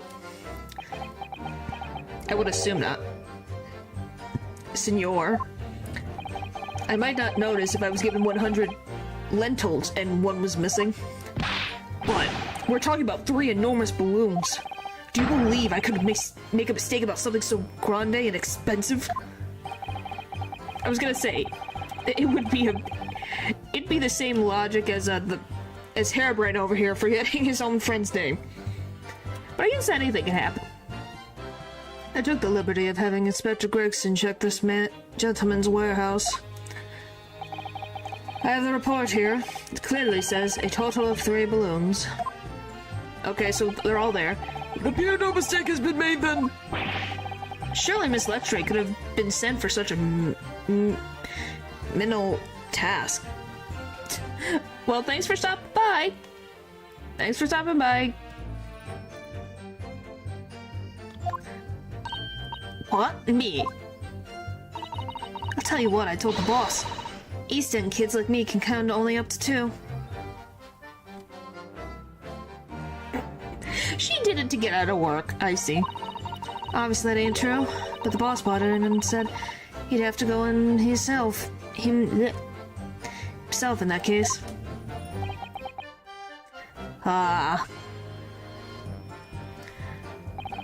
All the balloons are carrying passengers. Okay. Hold it! It would be quite a catastrophe if they fell to the ground for any reason, I think. On that note, Mr. Loon, tell me, what is it that keeps these balloons in the sky? Are you an Itiata? Golly. Sorry. I wonder what makes you say that. Sorry? That is like asking, why does a candle burn bright? It burns bright because it burns bright. And a balloon flies because it flies. What else? That must be Italian for I don't know. There are two types of flying balloons, hot air balloons and gas balloons. Hot air balloons work on the principle of hot air being less dense than cold air, whereas gas balloons derive their lift by using a gas that is lighter than air. See, my balloons are filled with the magic gas, I believe. Hydrogen, lighter than air, but highly explosive. Yeah, I guess that is one. I think we got the point of what he meant. Good lord! I do not permit smoking of cigarettes in my balloons. The magic gas does not like fire. You don't say. It can explode. Yeah, someone lights the lighter. Bye-bye. Even a small spark of static electricity could cause the entire balloon to explode. Oh, fun!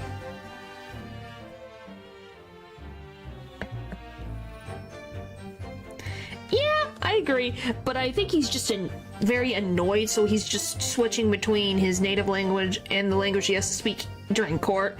So he's just flip-flopping, and I assume when people get very angry, they go back to their own language, because it's off the top of your head, and you don't have to think about how to say something in your own language. Helium is a gas for the balloons. Oh boy. So lame. What's the matter with you, senor? All that comes out of your mouth is explosione. Explosione. I tell you, my balloons are perfectly safe. They have to be, or I cannot eat. None of my balloons exploded that day. I was completely sure. But if you still say that is what happened, you must show me the proof. Alright, so Mr. Loon has 3 balloons in the air that day. If none of them were damaged, then what was that one that exploded?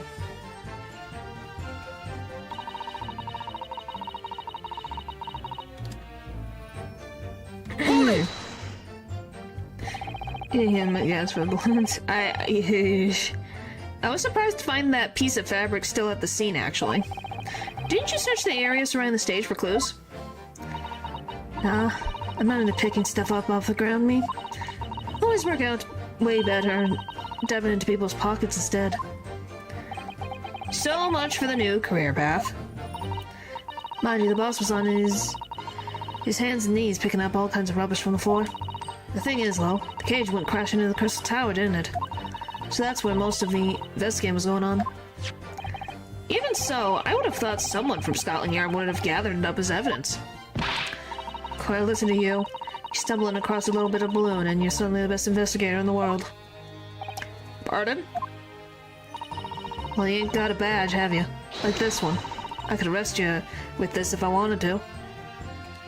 Gina is going on a power trip. I wouldn't put it past her. Come to think of it, there was talk of some scorching on the ground at the meeting we had at about the investigation. Coppers at the yard reckoned it was probably some debris thrown from the explosion on the stage. Hold it! She is fun, but she's also it's like golly, Gina. There was some considerable damage to the stage and the surrounding area, wasn't there? Yeah, some of the coves some of the coves were watching the experiment were caught in the blast and injured. Good job the old contraption didn't keel over, huh? I hadn't even considered that. Golly, seems there was a great panic after the incident occurred. Nevertheless, the police shouldn't have missed a torn piece of envelope from a balloon. Inspector Gregson can expect repercussions. Oh, poor Gregson. He's the poor gumshoe of the past. You poor boy.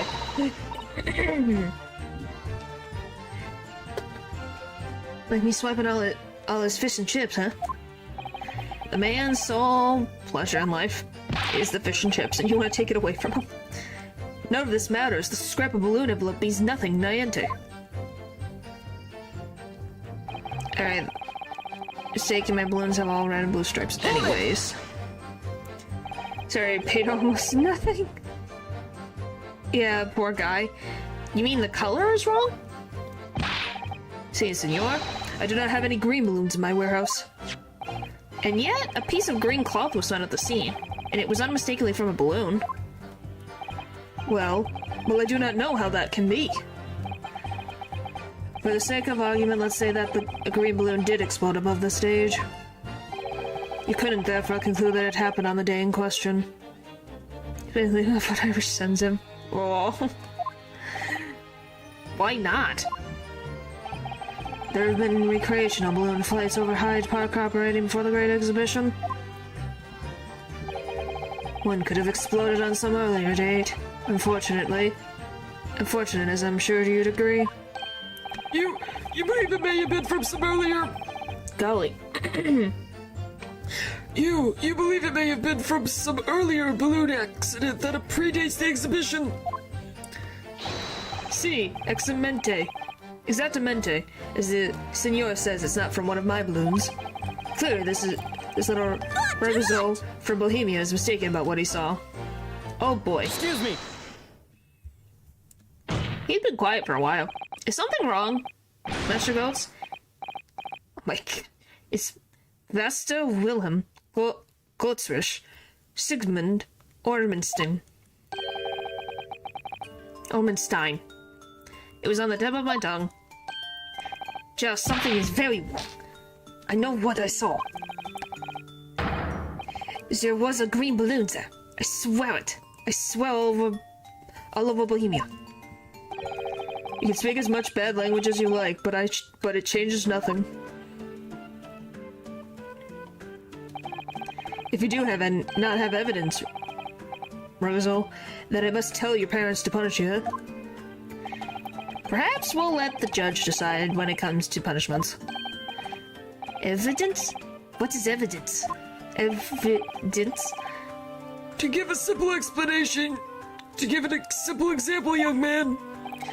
A photograph, for instance. Some tangible proof of what you claim. Well, why didn't you say so sooner? I have the photograph here. Ragazzo. Ragazzo? Ragazzo.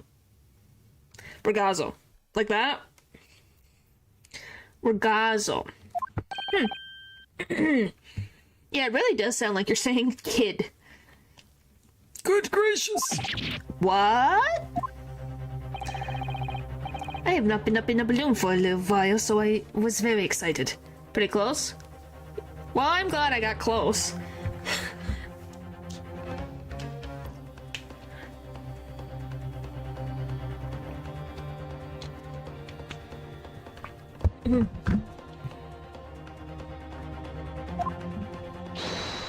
Oh my gosh, that's a giant camera. I took lots and lots of photographs of the Crystal Tower and of the Bohemian exhibit and of the street of London and the hops. Il cellar, the balloon. And the instantaneous kinesis experiment? Did you take a picture of that? Ja, the picture. Really? You did take one? But all I wanted was a ride in a balloon. I was not interested in boring experiments. Never mind that. Can you show us that photograph? Of course. And see, you will. You will see that I was not lying. That I really did see a green balloon.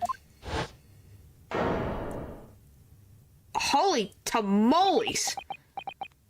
That is an actual picture. It's black and white. Well, I see you are all too shocked to speak. Yes, I think shocked is indeed the word, young man. Ja, perhaps you cannot see that it was a green balloon from this photograph, but it's not my fault. It's not. It's the fault of this stupid person who made this camera. Wah, wah. Hello. Hello, Leo. How you doing? This is one very bohemian sounding cry. Blah. Blah. Very well. The court will accept this photograph as evidence. The photograph of the balloon has been entered into the court record. Photograph taken by Goats while he was riding in a balloon. It shows another balloon that he claims was green and exploded moments after he took the shot.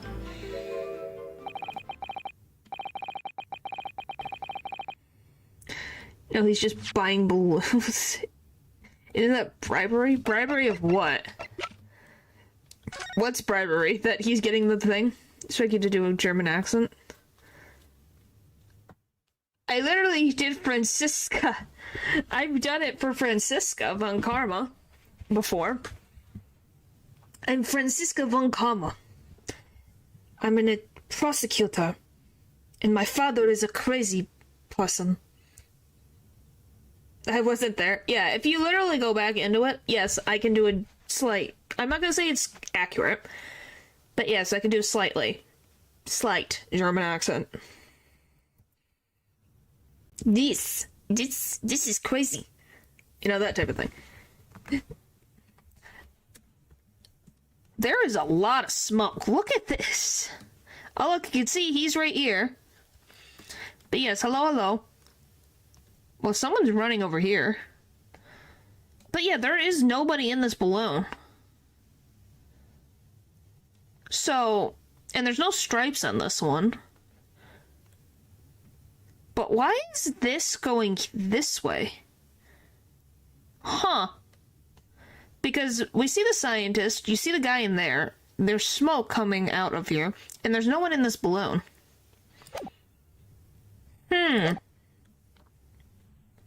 It's not my fault. It's not my... It's the fault of the... Maybe a second bolt? Maybe. Or an arrow. Bolt/screwdriver. It's possible. It's not my fault. It's his fault of the person who made this camera. Well, never mind. I'm sure you have plenty of wonderful subpoena memories to take home with you. In any case, when exactly did you take that photograph? Well, it was on the day of the big explosion. You don't say. When I pressed the shutter release, there was this... I can't English today. Could also be something like fireworks. But if it's... Why would there be fireworks coming from the crowd? Like, it's coming from, like, here. So it's not even on the stage. It's going from, like, around here. If we're taking the trajectory, it's coming from there on the ground and is shooting up. Because this, there's no... The laser isn't shooting.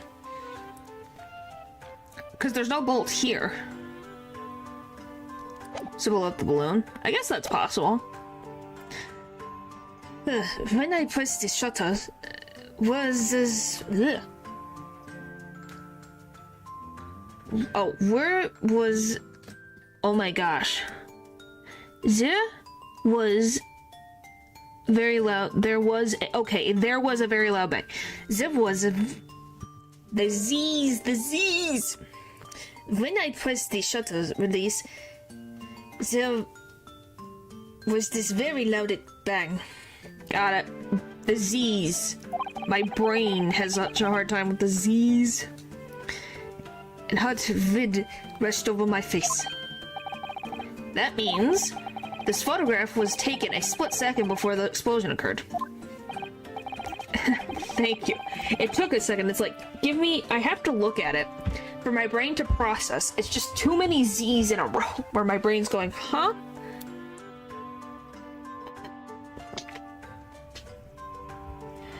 Well, if you ask me, this black and white photograph changes nothing. I could not give the flying... I could not give the flying fig.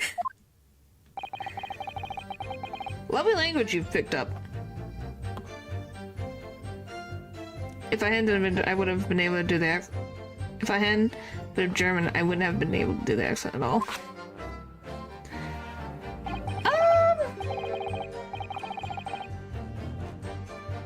Well, all I can say is that I have a little bit of a connection to German.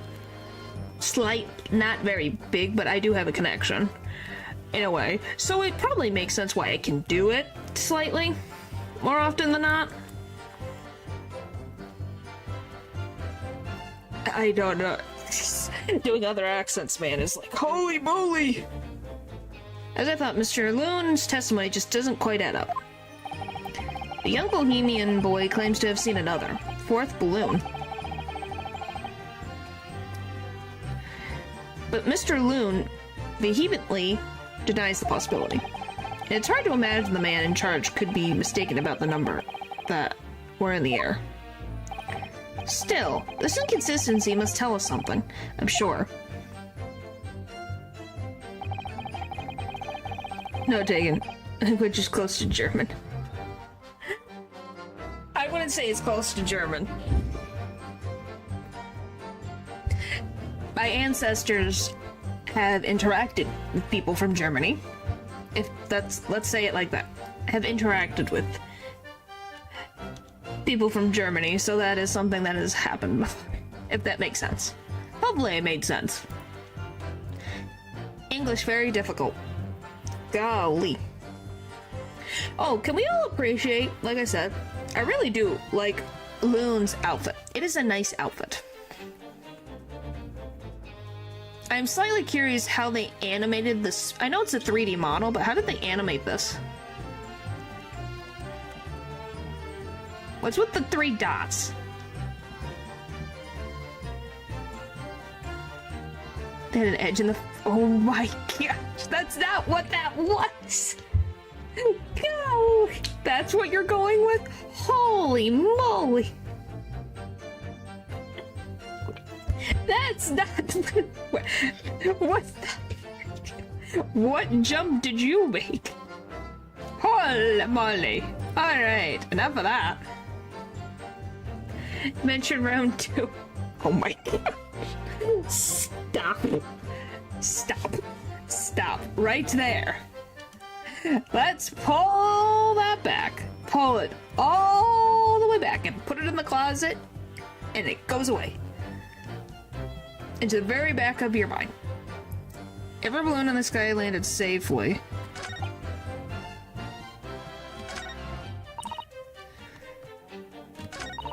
Oh my gosh. Why? Oh yeah, Jigglypuff is the balloon Pokemon.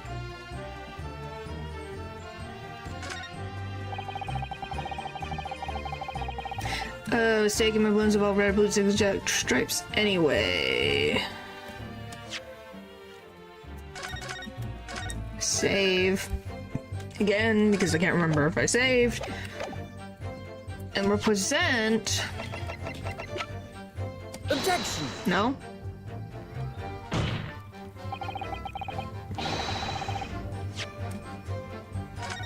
What is technically at odds, if it's supposed to be zigzag stripes, the balloon doesn't have any zigzag stripes. As I thought... Okay, it doesn't add up. Claims to have seen another 4th balloon, denies it, and it's hard to imagine the man in charge of shaking them there. I had a third time even, but I'll stop there, I'm sorry. Yeah, it was a little too far. A little too far. You went a little too far. Alright. Every balloon I had in the sky landed safely. Okay, do I present this? Do I present it here? Objection! No. Am I literally gonna go through every freaking statement? Golly.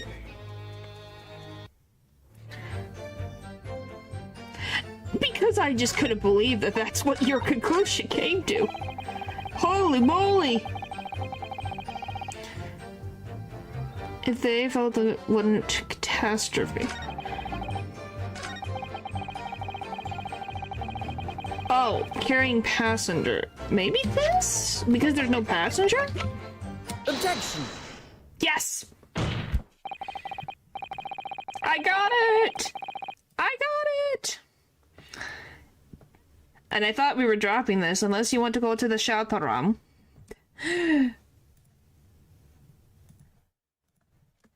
Unfortunately, the photograph Master Goats took couldn't tell us the color of the balloon, but it can tell us something else. Something crucially important. What? It shows that pictured balloon wasn't carrying any passengers. Oh, my goodness, you're right! But surely all the balloons would have been carrying passengers. There would be no sense in it otherwise. See, they are for pleasure, for seeing the view. My balloons only fly with passengers.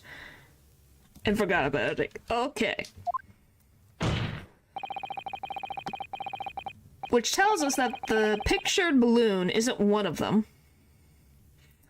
So when the incident occurred that day, there was a fourth balloon in the skies above the experimentation stage. The mysterious green balloon. But why would they... I'm just trying to think, why is there a green balloon up there with no people in it? What was the point? I don't... This... Why chat doesn't like the little guy, but I don't just like the kid. Just the fact of the matter that the kid is very spoiled. I think that's the... The kid acts very much... He wants his way or the highway type thing. I know nothing yet. I can only tell you one thing. If this balloon was not carrying passengers, then it was not one of mine. Oh my gosh. Why is the balloon... Objection! Why are you scared? Why are you scared? Holy moly. There are illegal tradesmen everywhere. You care to look?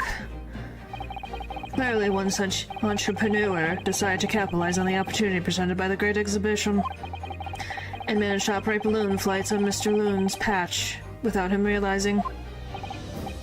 See, the competition? The late bloomer doing nothing wrong with that? Yeah. Well, if that is the case, eat something, if that's the case. If you're tired, go to sleep. Otherwise, you have a roommate, so... Ask them for help. The competition trying to steal my profits. I did not notice because of the experimento that went wrong on the stage. This fourth balloon exploded at the very same moment Mr. Asmund was beamed from the stage below.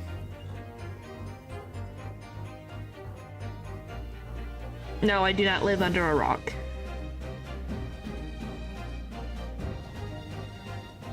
That's true. I don't... My gosh, I don't get it.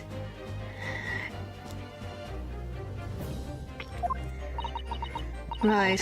Some scraps that fell to the ground after and left them scorch marks didn't come from the stage at all. It was bits of a balloon running down. Because no one saw it, it didn't get no attention. Mysterious fourth balloon carrying no passenger, silently floating over the experimentation stage. Objection! This photograph shows us nothing more. By a mob or something. Oh boy. I don't think so. This photograph shows us nothing more.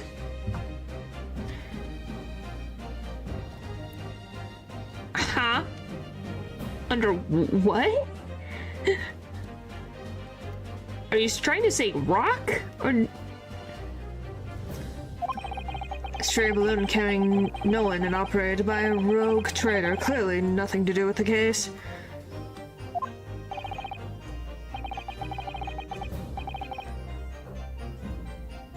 My gosh, my batteries are low and intact. Is the final message by the Opportunity rover? I have no idea. Never heard that before. Ever. Its relevance does elude me, I must say. The court has sufficient evidence and heard ample testimony already.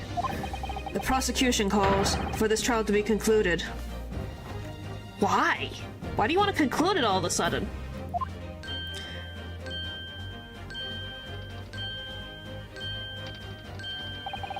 Really? Have we really got the truth yet? No, I can't let this opportunity slip away. The jurors' minds are made up, and not in our favor. What else can this photograph tell us? There's nothing more we can learn from it? Well, there is more. It's a magical rovers, and they talk with us on Earth using this magic called radios. Yes, I know what that is. But are you...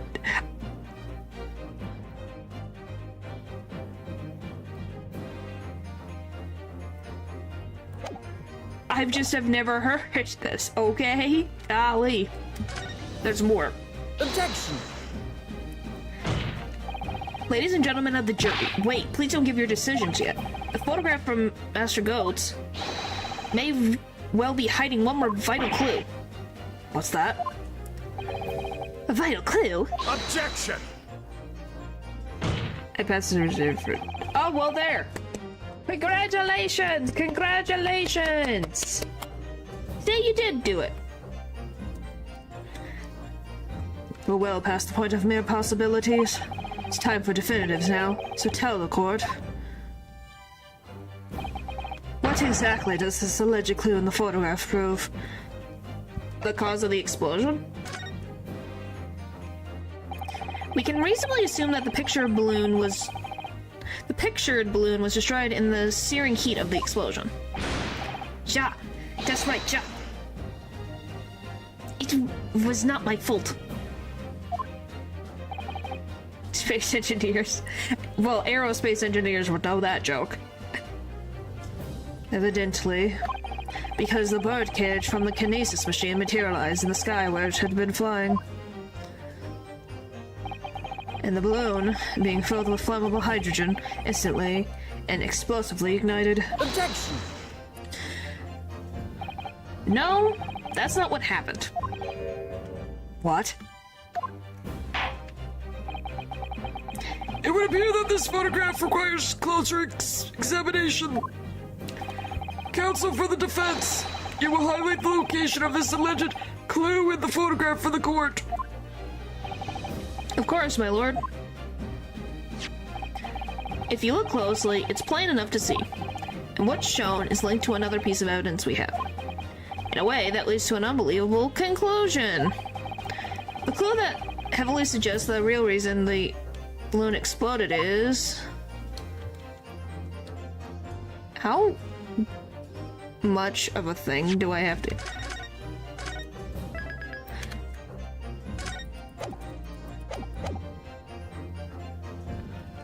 Take that! The timing of this photograph can only be described as miraculous. If you look, you'll notice there's a bright white line that appears to be pointing directly at the balloon.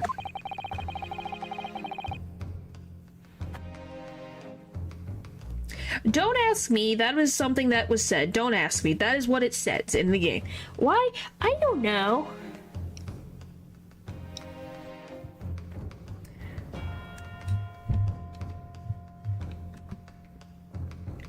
Most likely a ray of... oh, golly. Most likely a ray of light caught accidentally on the film.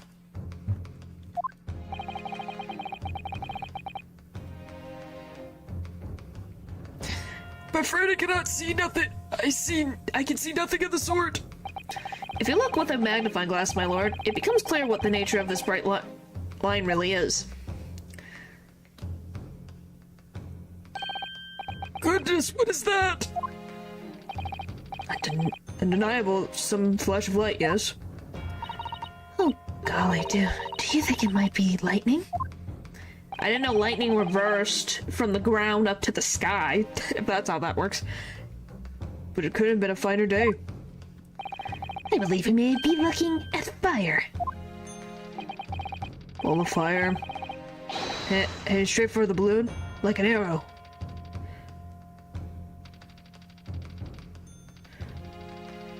Did you understand my rigid structure? I have no idea. Indeed, even to my aging eyes, it would appear to be a flame of some sort. To an extent. Well, yeah, but I'm meaning in the joke of there only being one, and it being in that weirdly specific spot would be very funny. When they draw. about hot balloons. What about cold hot air balloons? I don't think that can happen. I don't think cold air balloons exist, to my knowledge. My word! Are you suggesting this flame check struck the hydrogen gas that filled the balloon? Objection! That's absurd. The balloon would have been 60 feet above the ground at the time. No flame could possibly have reached such a height. Objection! Oh, so are we gonna say that the... Oh, that's me. Golly. So are we gonna say the crossbow shot an arrow into the balloon? Actually, it's my opinion that a particular piece of evidence found at the scene reveals how that is exactly what did happen. What evidence? Oh, boy. If such evidence exists, Counsel, then for goodness sake, present it, man! Which evidence explains this mysterious streak of flame that appears to be headed directly for the balloon? Take that! This was found hidden at the foot of a small ornamental tree near the scene. Would not concede. Oh boy.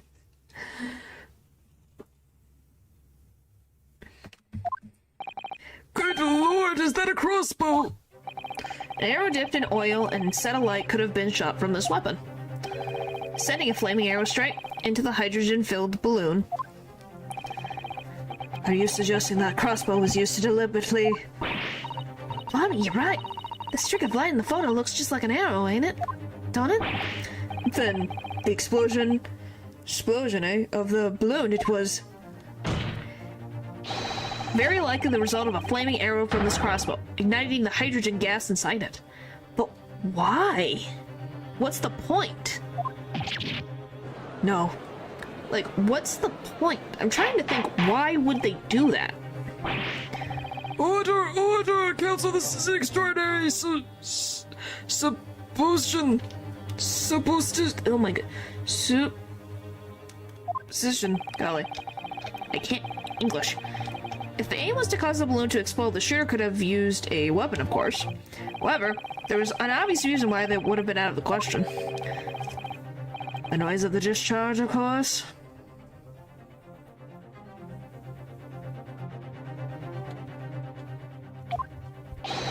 That's right. Using a crossbow, the projectile could be fired at the balloon silently.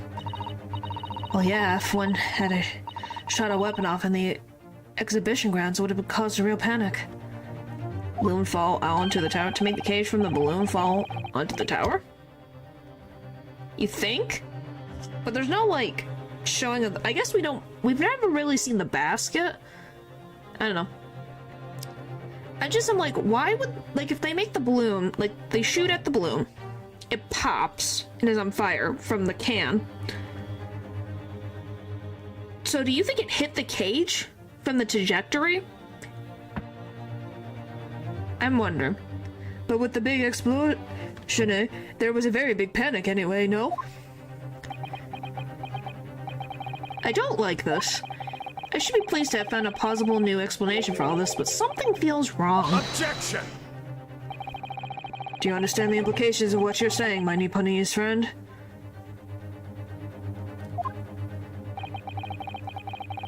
If a flaming arrow did indeed hit the balloon, then obviously it would have exploded.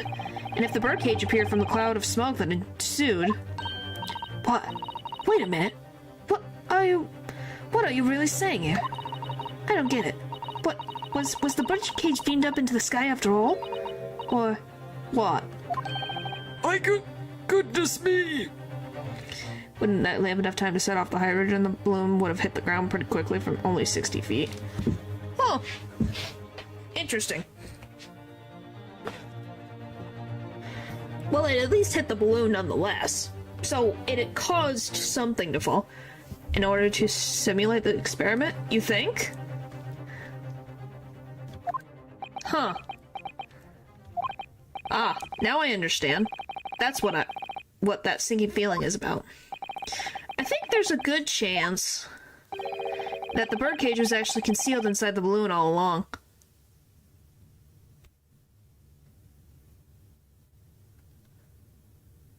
Wow. You hit it on the nail on the head, Bull. Wow. What? Did I hear that correctly, Council? There's no going back now. The horse is bolted.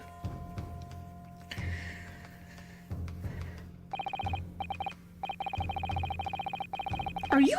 Okay, you're telling me he was in here? You're telling me he was in here? Let's assume, as I said, that the birdcage was hidden inside the green balloon from the start. On stage, when the experiment was started, the birdcage and the instantaneous kinesis machine disappeared in a cloud of smoke. At that moment, the flaming arrow was fired from the ground. That's why I'm saying, how would he be in the balloon? It should cry stuff, oh boy. Causing the green balloon to explode and drawing the attention of the spectators to the sky above their heads. From amid the smoke, the hidden birdcage then appeared to fall down and crash into the crystal tower. I think you'll all agree it's entirely possible that what I've just described is the real truth behind the miraculous experiment carried out that day. Good grief! Goodness. Good grief! Objection! This is ludicrous. What you describe is no science experiment. It's child's play. Contemptible display of stage magic. Maybe costly to do. Yes, none of this makes any sense. I don't know. I don't get any. This one's a little bit, that's a, like, I don't know, like, maybe if he was in the basket, like, if he was hidden in the basket, I could believe it. But in here? Well, because there's no, wait. Yeah, someone died. Wait. Okay. Matthew, I don't know if you can answer this. So, what is this particular one? So wouldn't hydrogen go right here? If it's going... Isn't that what is used? Is it hydrogen or helium that is used to repel the balloon up? Because there's nothing here. There's nothing to control. So he's not getting spurred with gas. Can you be in a place entirely of helium and be fine? There's nothing, because it's already filled though. Well, in a balloon, a regular hot air balloon, like the one that everyone was in, they'd have a metal machine with fire, like a... Like, I wish I could show his head, but if you see that he has like the flaming thing in his head, that's how the balloon moves. That's how you move the balloon up and down. Is through fire to heat the air inside the balloon. Yeah, just like the guy, just like Loon's head. There would be a machine here that you would push into to push it up in the air. So this design makes no, if it was a hot air balloon, there would be a burner there heating the air, but without that, the appearance makes a little sense. Okay. That's how you move an air balloon, I believe, not a helium balloon. Helium one. So it might have been made of helium. Yeah, so it was not. Because we know that it's not one of Loon's balloons. His have stripes, and this one doesn't have a stripe. And this doesn't have the burner, as Matthew said. So it is more possible. Now that we're thinking about it, it's like he wouldn't be hit with a bunch of hydrogen or what is fire burning in the air and pushing the air up into the balloon. So, wow. Both Mr. Shlomes and Iris said the experiment was a scientific impossibility. In which case, this is the only way to explain what happened that day. He's loaded already. It's possible, But if he was shot with the arrow and it hit him, to throw the scientist under the bus, maybe. In any case, the victim's body was found inside the birdcage in the Crystal Tower. And if the instantaneous kinesis didn't take place, how do you explain that? Gas balloon needs structure for a variety of reasons. Aside from the way they are controlled, involves releasing the gas to decrease outside dropping weights to increase. Yeah. So I don't know.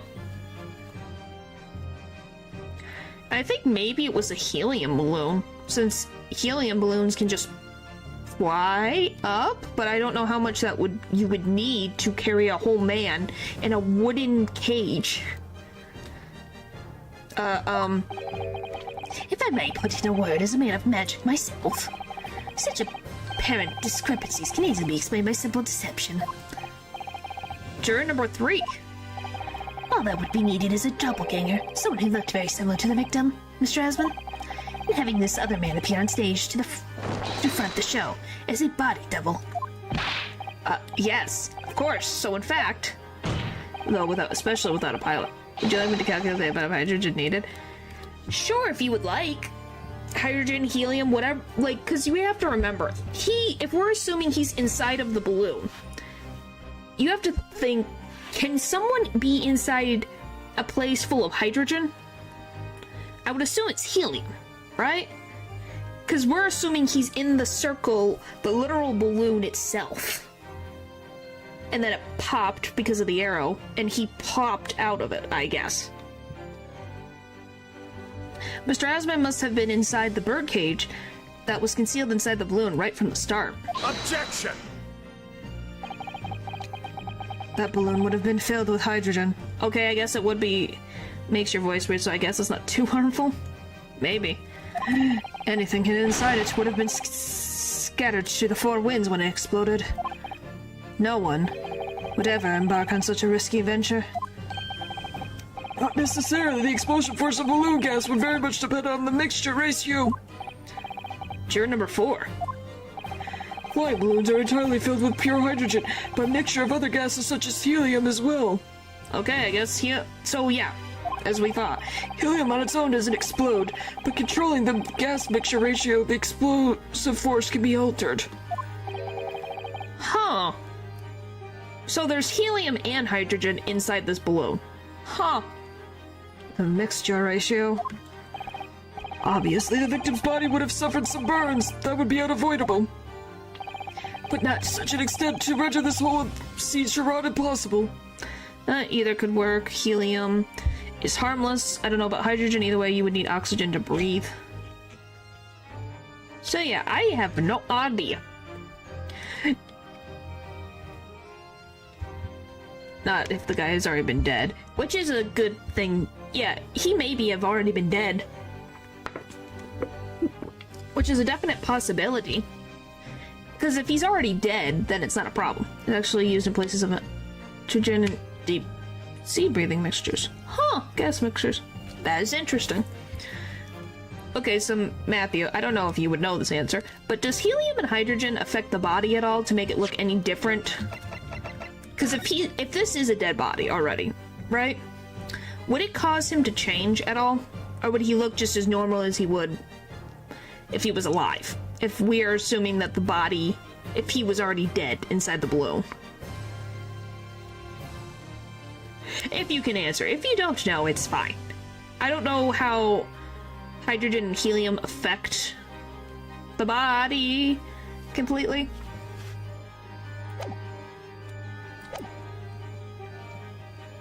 Because that's a whole thing on its own.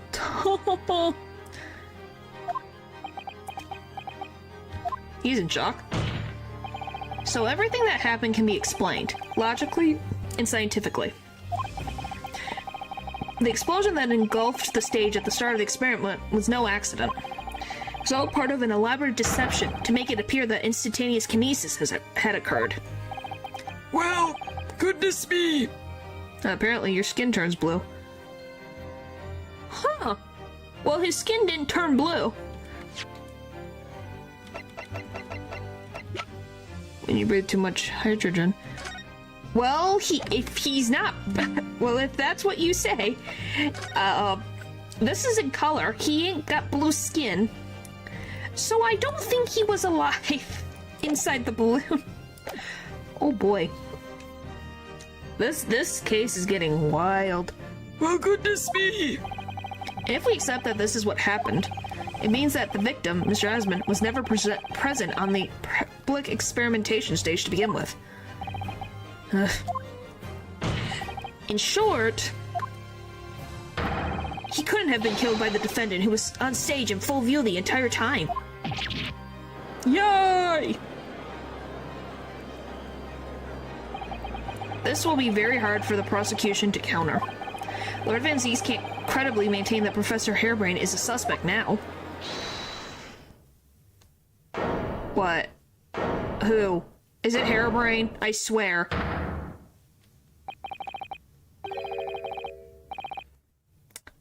Why? Mr. Naruto? Mr. Naruto, I appreciate your efforts. Thank you. Professor? But you can stop now. Just keep your mouth shut, please. Sorry? What's this all about, Mr. Harebrain? It is completely harmless. Provides sufficient oxygen and is presented with it based on some Googling. H2 is similar. Huh. Firing us. Oh boy. Okay, so it is so he could be alive inside the balloon, nonetheless. Interesting. So he could be. So he's either. We don't know if he's dead or alive inside the balloon at the time. So very interesting.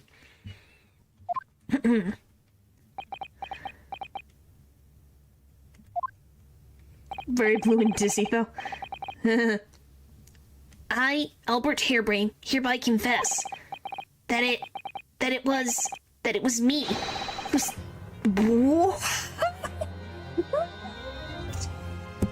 What in the world are you doing? Are you crazy? Hello.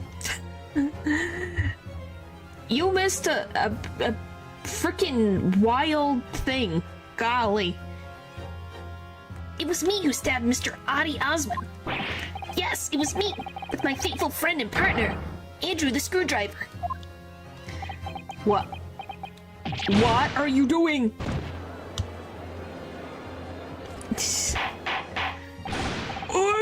Order! Defendant, explain this sudden confession. It is something to weigh to solve the case. I guess I can guess which part we're on right now. Objection! Well, so have you seen the Great Ace Attorney Resolve? So you know what's happening? So then you already know where we are then. Professor Harebrain, what are you talking about? It's what I've been saying all along. I must protect my hypothesis and my precious machine. You stand there and claim it was all a trick, all an elaborate prank, but where's your proof? No, you'd have to examine the machine if you wanted to prove it, but then it would be all over. I'm just going along, remember? I didn't know if you played the whole game before, that's all. I know you played some of the Ace Attorney. I didn't know if you did the whole thing. You know? My beautiful hypothesis would be laid bare. I mean, the indignity of it. It's clear that you drew the plans for the experiment, but you didn't actually build it. It's quite conceivable that you were duped, Professor. If you just let me, I could prove. Brooke. To lift about 100 kilometers. Huh. That's a lot by the power of 3. Wow. Favorite horror movie? I don't like horror movies.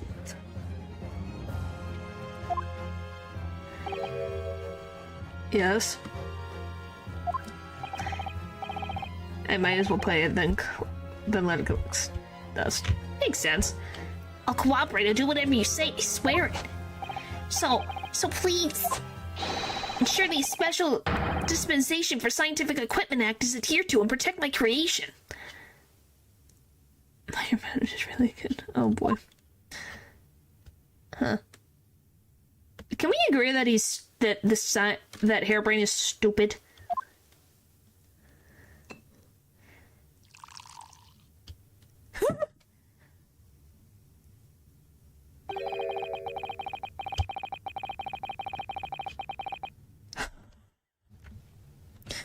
Pray forgive the discourtesy of my filling my hollow chalice at this critical juncture.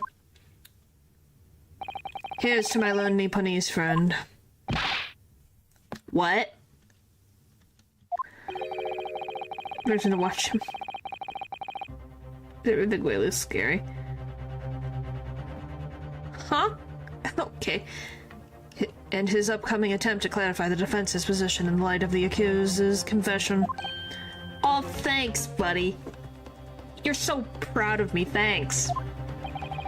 Do you intend to formally assert that the experiment was nothing more than a conjuring trick? Because the moment you do, the special dispensation for Scientific Equipment Act that protects the professor's invention will cease to apply. The prosecution will then demand a rigorous examination of the machinery involved in order to establish the truth. Oh boy. However, if you acknowledge that the machine is genuine and instrumental in the victim's murder, Oh boy. any chance of investigating will be crushed, and the confidentiality of the professor's hypothesis preserved. Do we agree that this machine is not worth his life in prison? Do we all agree that that is insanity? Like, I get it. This is a thing. But this machine is a hoax. Don't throw your life in prison for a hoax machine. Golly. Yes. What, yes and no? Because he wanted ruffles and feathers in the evil community? Well, that is a pun. That is Fisher. Well, counsel, what is the defense's official position on this matter? What Professor Harebrain, my client, actually asked of me was to prove that the explosion on stage was an accident and protect the secrecy of his hypothesis. But there's no way to do that without implying the professor's guilt. Do I protect my client's life by asserting his innocence, or do I uphold my client's request but seem condemned? No, it's a hoax. We literally explained that it was a hoax. He didn't build it. He made the plans, but he didn't build it. So I'm assuming they would only be looking at what's on the ground. So if he didn't build the machine, his plans and his hypothesis are safe. You know? What's the point of this whole thing, of it being quote-unquote protected, if it's not going to do anything? Because he didn't build it. So all of his research is not being involved in it. It's just the machine that's up there. Either way, I can't avoid betraying his trust. You've been silent long enough, so isn't talking your trade, my learned friend? Build their own inventions? Really? Interesting. But you get what I mean, in the sense of, like, that's fine if they don't build their own inventions. The point is that there has been ample reasoning to think that someone, the engineer who built his machine, did not make it in the way that was asked. I'm assuming there was a different plan made for this to work. Or has all knowledge of English escaped your confused Nipponese mind? Oh, boy. Mr. Naruto, There's no escape here. I have to make a choice. But it's an impossible one. I have to give up on something, but what? Defense asserts that the defendant's instantaneous kinesis machine was in fact... It's gotta be a trick. But what if they're certain it works, but the contributors have been working on pocketing the money? Maybe. That still would have been his fault, no? How would he know? He gave the plans. Everything on the outside looks normal. Maybe everything on the inside looks normal, but there's something, but it's made in a way that is not to work. Who knows? Can I explain this case? Sure. I can explain it in the most simplest way possible.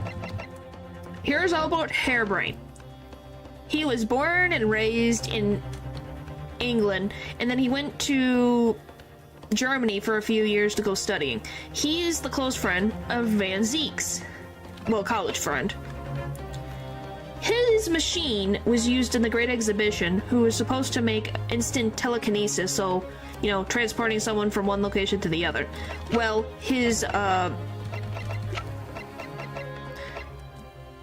golly, what can I say? He was the financial backer of Harebrained. If I were to trust my invention, someone I would give the full details and add some clarification. Makes sense. Anyway, so Osmond here, he is a boss of a giant criminal organization. And he backed Harebrained's invention. So he gave him money. He gave him money to make this invention. Where is it? This thing, which is supposed to, you get in this bird cage that's made out of wood that's supposed to teleport him over to the Crystal Tower over here. Well, what happened is, now, Odie Asmund is now deceased. What's the request? That depends on the request. So, he is now dead, and he has died of a something in the heart. Can I see strong heart? Yes, you can show him in a sec. Give me a sec. Let me finish explaining. Yes, he fell inside of the tower, inside the bird cage, and is in the tower now. Apparently, there was balloons up in the air.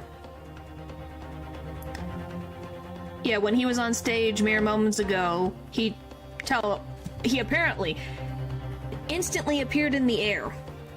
And then he fell, and he's now dead. All we know about him for a fact is that he has a broken vibrata as well. Silencing me, oh boy.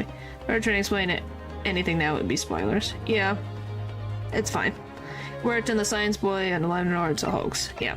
Anyway, so that's pretty much the basic plot points. Hopefully that made sense and I didn't meander too long. Anyway.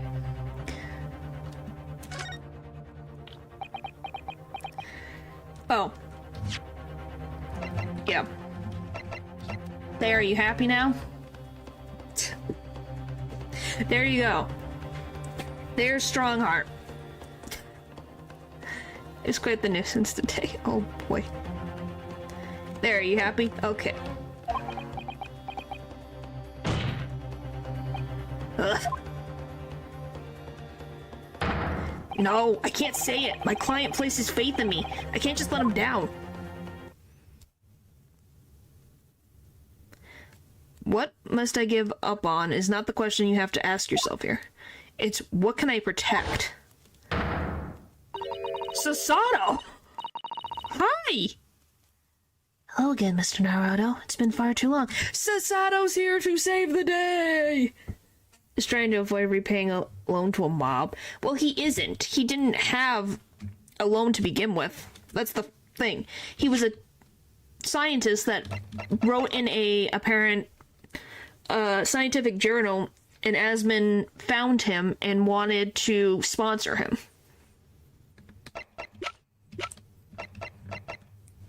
That's what was said.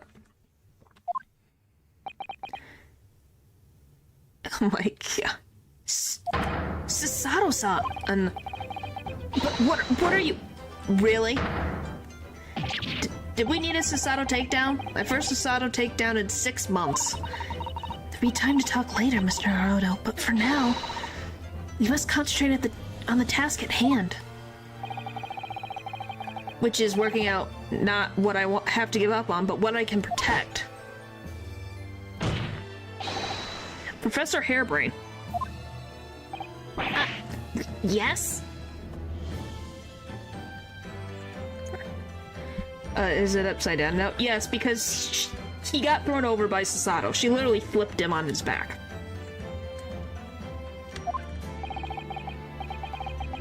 Yesterday you told me that science is the pursuit of truth. Well, my job is to pursue the truth, too. Yes, of course.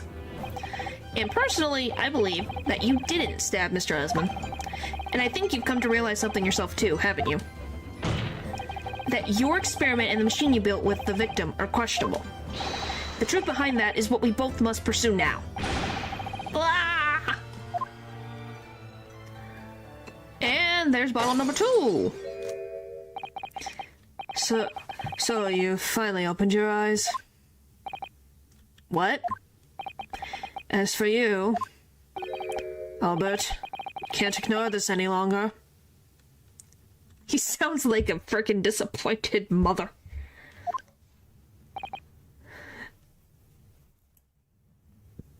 My gosh. Right, what? He only broke 2 bottles. For now. Yes, the only first half. Having heard my learned friend's assertion, don't you have something to say?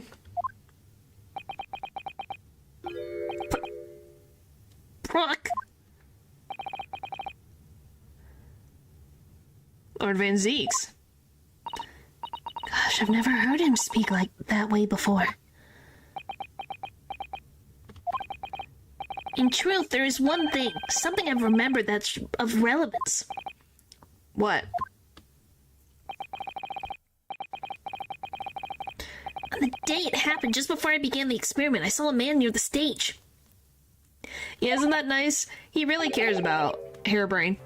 A man holding that crossbow. Golly. I beg your pardon?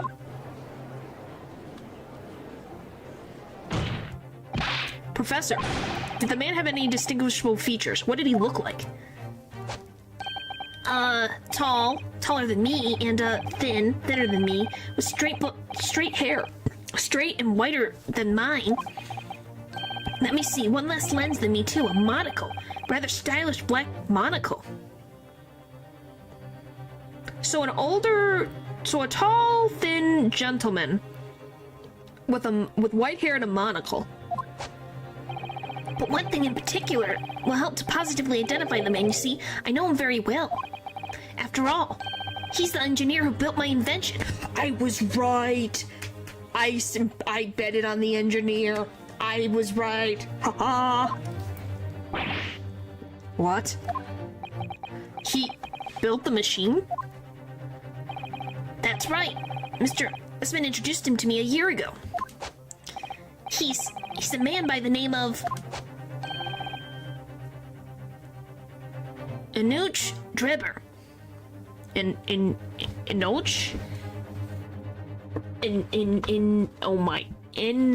Inoch. I think that is how that is said.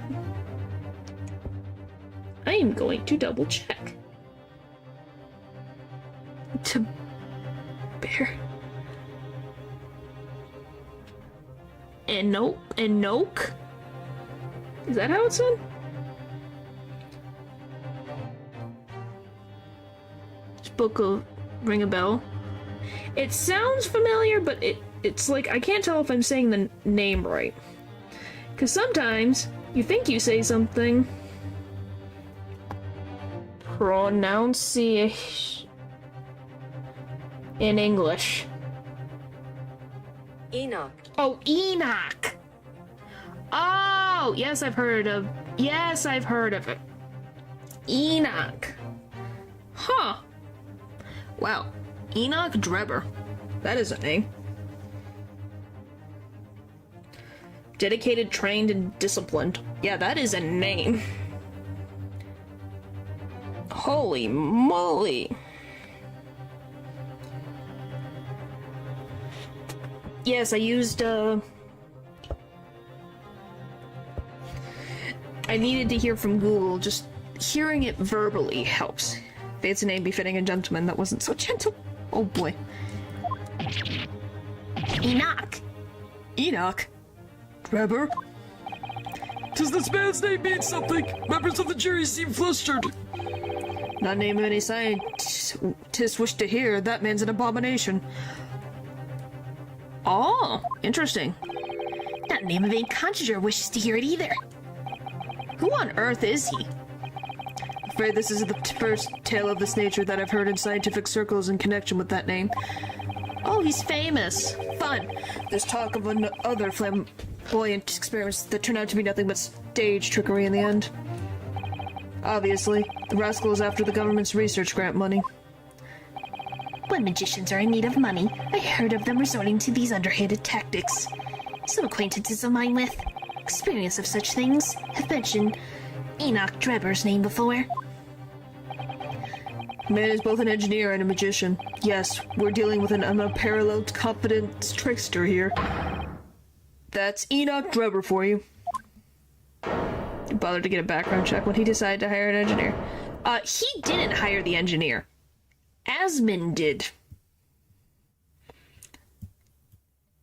And I'm assuming he's famous here in London. He was in Germany during the time. So it's true then. My invention, my great machine, it was just a grand illusion? Considering what we've just heard about Mr. Drebber's character, I'm sorry to say that sounds increasingly likely.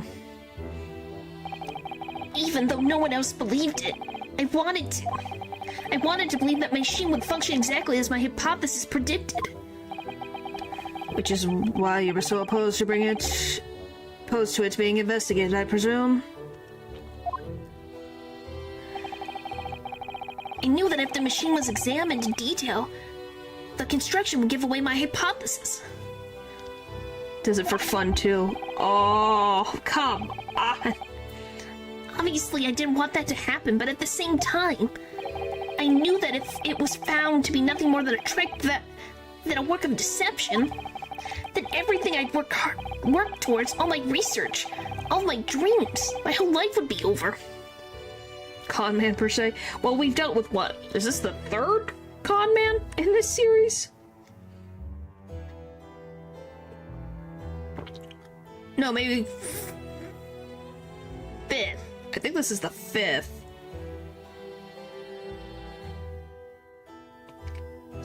No, sixth. It's the sixth con man in the series. I think it's the sixth. Because I'm thinking about... I'm thinking of the whole series in total. I think it's the fifth or sixth. You got Tender Lender. You got Red White. You got the door-to-door salesman from the first ever case. You have Gina. And then you had the ones from the last one. Like in the last game of Great Ace Attorney. So that's, I think, 5 or 6. And this would be the 6th one. I was terrified at the prospect. So you really had no idea then, did you? About the true nature of the machine that was built, and the true nature of Mr. Drebber. I think we'll find out. I think we'll find out from him ourselves. I never questioned anything. I didn't want to question it. It's entirely possible that Mr. Asmund and Mr. Drebber were working together to use you as a means of fraudulently acquiring the research grant money. That's sad.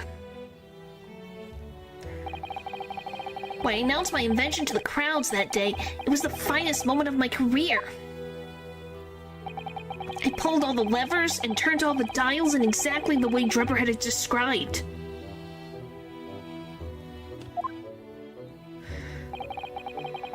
When the smoke suddenly started bellowing out, I panicked. I didn't know what was happening.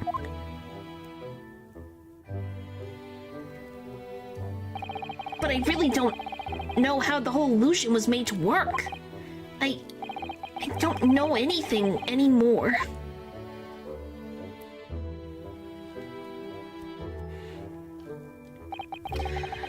Let me confirm one final point with you, Professor. Do you now consent to the prosecution submitting the necessary paperwork to release your invention from the protection afforded by the Special Dispensation of Scientific Equipment Act?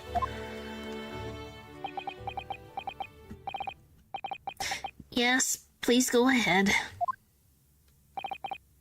I'm very sorry. Aw. That's just sad. It would appear that we shall have to suspend proceedings for the remainder of the day now. To be a nuisance unacceptable. Oh boy. Lord Vanseeks, My lord? the court has newly been made aware of another party whose involvement in this matter is critical. Yes, Mr. Drebber. Gather information about the man. If possible, I should like him served with a subpoena. With pleasure, my lord. Now, counsel for the defense. Yes, my lord. When we reconvene, I shall be looking for one thing and one thing alone from you. Evidence that the defendant is innocent of the crime for which he presently stands accused. I understand. Good. In that case, this court is adjourned until tomorrow morning. Yay! We survived the first half. That wasn't out of fun. I think that's very obvious. I think we can all tell that from a mile away. 23rd of October, 1:36 p.m. The Old Bailey, defendant Sandy Jaber.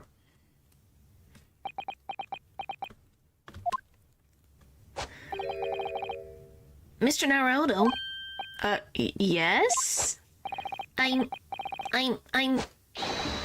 so sorry. I was wrong. You were right. I tricked you. You trusted me. I dragged you into my mess. And how did it ever come to this? I'm so sorry.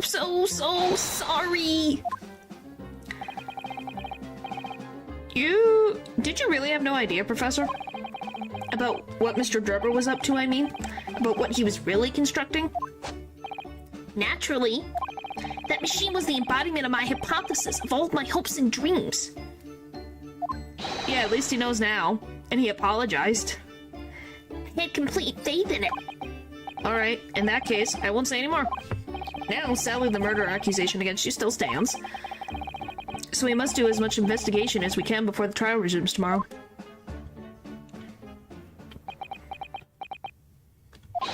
Well, thank you for doing so much for me. Aw. He'd be sweet. Hi, Susato. Hello, good morning. Hopefully you slept well. I'm so sorry for arriving late this morning, Mr. Naruto. Arriving late? Didn't you receive my postcard? Wanted to let you know when I'd arrive. Postcard? What postcard? I hid it from you, Bruno, so it would be a surprise. Well, did it work? I was surprised, alright, especially when she threw me to the ground. Oh dear, I'm so sorry. I was just so happy to see you again that it sort of slipped out.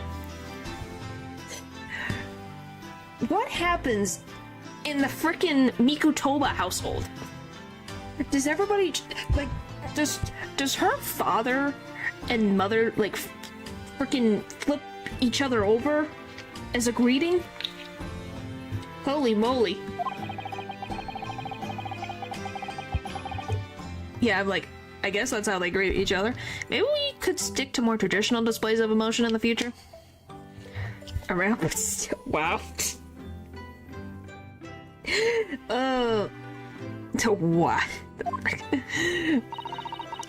What your specifications are in a wife is why. Golly. Susie's train was late into London Victoria this morning, you see?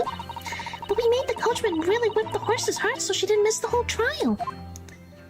I was watching from the gallery for a while, but in the end, I'm afraid I couldn't contain myself. Well, I'm glad you didn't. Oh, Having you at my side in court gives me the strength I need to win. So, I'm, delighted to see you back in London. oh, you're too kind, Mr. Naruto. Delighted to be here. I hope I can continue to be of service to you. Of course. So, what's brought you back? Did Professor Mikutoba not protest? Let's save all that conversation for when we're back at home, shall we? You know, I've made one of my most special blinds ever for this special occasion. Oh, Iris, how wonderful. I can't wait. Something but... Oh my gosh. Sasato-san was back in London. It's hard to describe how happy that made me feel at the time, but despite my elation, our tale was about to take yet another extraordinary turn. More? There's more turns? How many more turns are we gonna do? To be continued.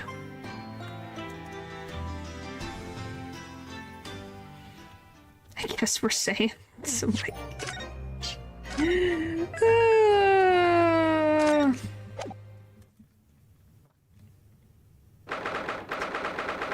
Alright, 2:41 p.m. Naruto's legal consultation scene. Have 3 unique charmers fall. It's fine, it's just funny that oh, she flips Ryunosuke and you're like, and you guys find that attractive that she just flips the person that she was happy to see again. It's like, golly.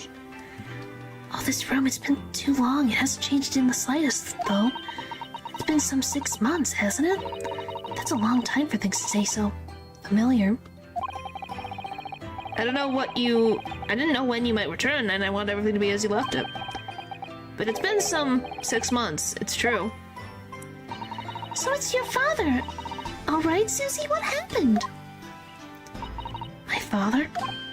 Yes, Professor Mikotoba. I mean, it was half a year ago, but that's why you went back to Japan. Because of the telegram you received saying he'd fallen ill with a very high fever for some unknown reasons? That's right. So I was surprised to learn you'd be coming back so soon. Surprised, but happy.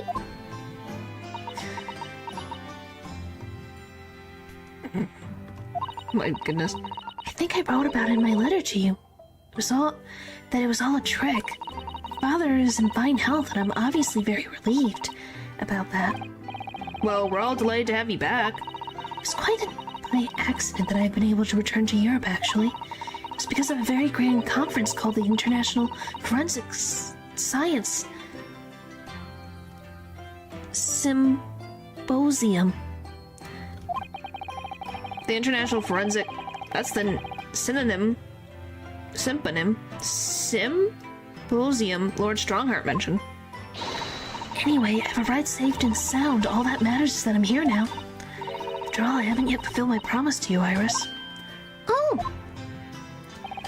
You must tell us everything that happened while you were back in Japan. Yes, of course, I shall. And there's one other thing. Something you wrote in your letter that particularly grabbed my attention. About you-know-who. About Cosmo. I know. I'll tell you all that I can. Okay. We'll talk to,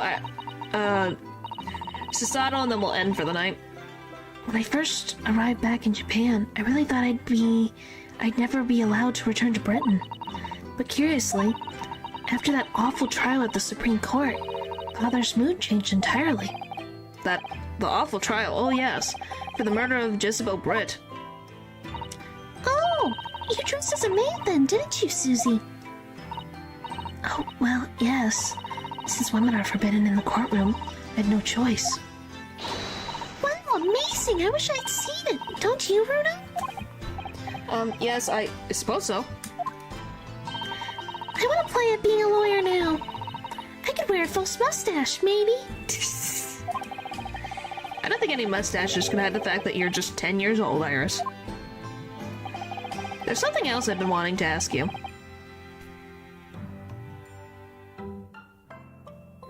How tragic. I don't feel pity for her. Don't worry. Jezebel Britt, I felt bad for the girl being accused. There's been something I've been wanting to ask you, Mrs. Sato. It's about the real reason why Professor Mikotoba summoned you back to Japan. You said in your letter it was something to do with that convict's loot we found in Mr. Natsume's lodgings. That's right. The very large dog collar we found with the bee emblem on it. It seems Mr. Natsume included a drawing of the collar in the report he submitted about his time in Britain. I understand that when Father saw the report, he turned as white as a sheet. Why would that be, then? Wow, everyone's connected to whatever... to this baker's veil thing. Father came to Britain himself, of course, to study. It was some time ago now, but he stayed for 6 years. I can only imagine that something must have happened during that time. And if he refused to tell me what it was, then I intend to find the answers for myself. And I've decided that I, for one, won't keep any more secrets. Oh, Susie! I'm not looking at the word. Okay. There's a very meaningful look Susato-san's giving Iris there. Forensic Science Symposium. Lord Strongheart mentioned something about that symposium, too. I think he said that investigative authorities from 40 different countries would attend. Yes, and from Japan, my father and Judge Chogoku have been invited. Oh, the judge is here. Huh. Well, we know the judge is also connected. Because Susato talked about Jezebel Britt, like the case that she dressed up as Ryunosuke's fake cousin. Something of an honor, I believe. Well, Professor Mikatoba is the leading expert in forensic medicine in our country, after all. But who's the other person you mentioned? A judge, did you say? Yes, His Excellency, Judge Seishiro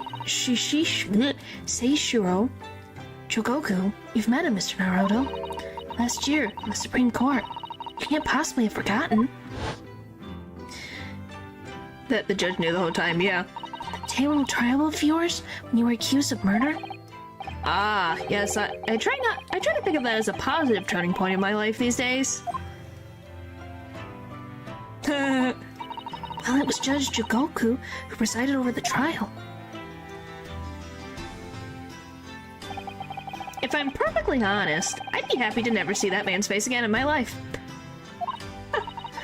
Oh, well, anyway, as father was invited to this symposium, he agreed to me returning to Britain, too. He won't actually arrive until next month, but, well, I couldn't wait. Yes, he does look very serious. So I pleaded with him, and in the end, he agreed to me going on ahead. Yes, about the symposium. It seems as though Lord Strongheart has put in an awful lot of work to make it happen. It's obviously very important. I believe it is, yes, as I understand it. Lord Strongheart organized the entire event himself. Wow. I think he's hoping that by achieving exceptional results, he'll get the job of Attorney General. That's the power of the beards? Maybe.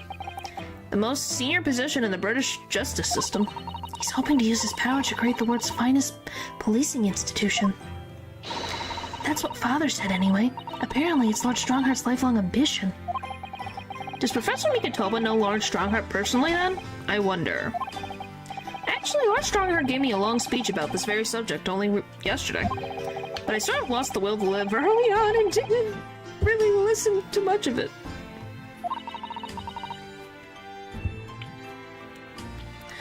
How trying for you.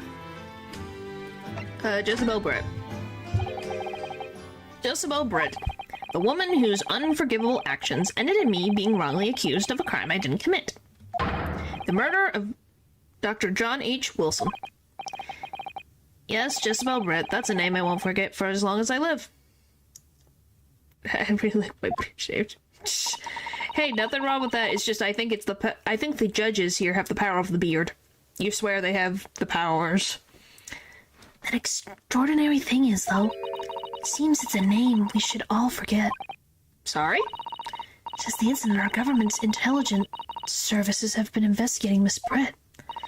But it turns out that an Englishwoman by the name of Jezebel Britt didn't actually exist. What? Didn't exist? But how can that be? Looks like Santa. I can see that. It was a pseudonym. Her real name was Shin, and she wasn't a visiting student either. That was a front. A front? Who on earth was she then? Miss A. Shin. Her name is literally all our intelligence services have been able to ascertain about her. Really? That's her name? No one knows why or even how she came to be in Japan. It's a complete mystery. But that makes no sense. But that makes no sense. It's no easy task to be accepted as a foreign student anywhere. But who could that woman have been up? What could that woman have been up to? I'm afraid I don't know. The only thing we can be sure of is that she's had some business in our country that we don't understand yet. Huh. And now she's been killed. While all the questions surrounding her existence remain unanswered. I'm afraid so. Shin. What on earth was she? And why do I feel as though I've heard that name before somewhere? Probably from the one disc that I don't remember. What about Kazuma? After my friend Ray's trial, the reporter who actually killed Miss Britt said something very strange. I know the truth. I know you had a hand in what went on, in that visiting student's fate. Nobody here in Japan knows anything about it. They don't know that the guy never made it to England, that he died on that steamship, and that he'll never. Obviously, I couldn't ask him to elaborate at the time. But later, I visited the man in his prison cell and asked him what he was going to say about Kazuma-sama. And what did you learn? After he died on the voyage to Great Britain, his body should have been unladen at the port of Hong Kong and passed into the care of the consulate staff there. Should have been. Well, it turns out that his body never arrived. And there you go, guys. So remember how I said Kazuma was going to appear at some point? Yeah, his body is gone.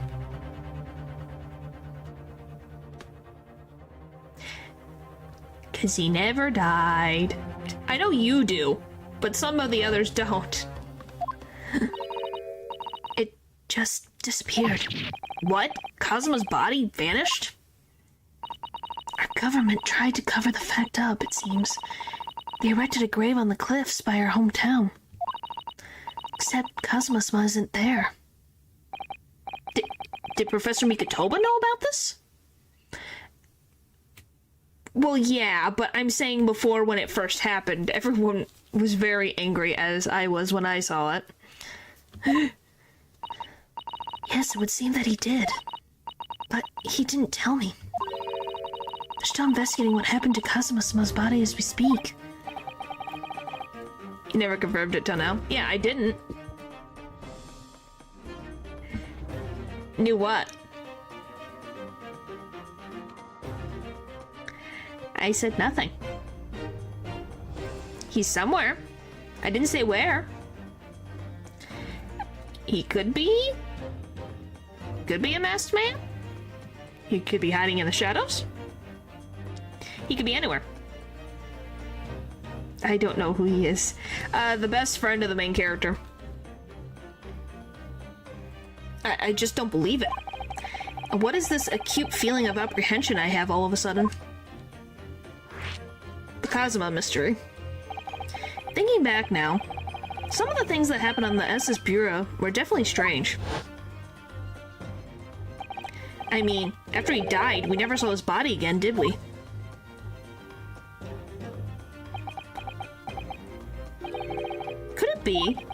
Could it be that he's actually still alive? Stop it, Mr. Haruto. It's too much to bear.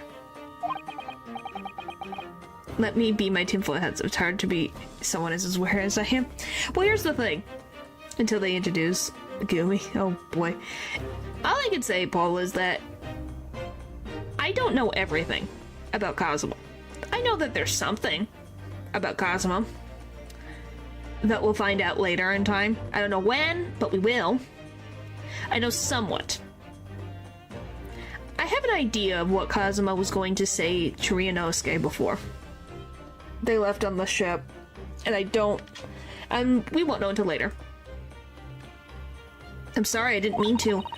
Just thinking about the possibility pains me so very much.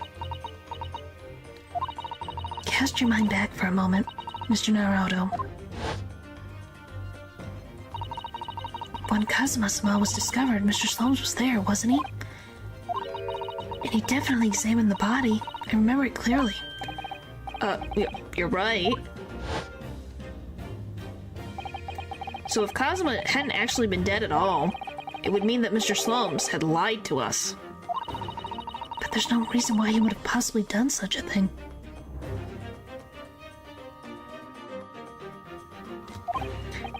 I suppose that's true, yes.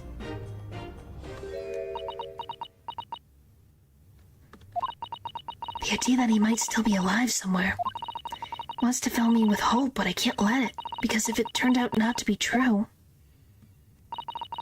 then I'd be back at the bottom of that awful pit of despair again. I'm terrified of what that might do to me. Oh, Mrs. Sato. I know she's given the idea the thought it deserves. It's Sato we're talking about after all. So I probably shouldn't push it now.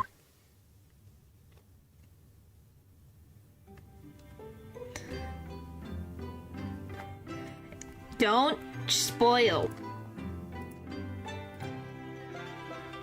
No spoilers.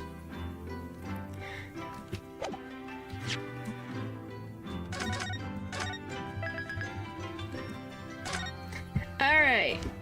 So we'll end there that cliffhanger of a thing that we'll probably not get to until the next chapter, I'm assuming. Unless we get more stuff about Cosmo.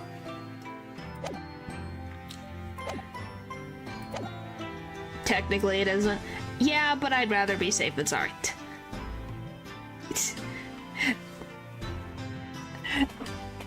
Towards Herlock is actually Cosmo in disguise. Oh! That would be funny, I will say.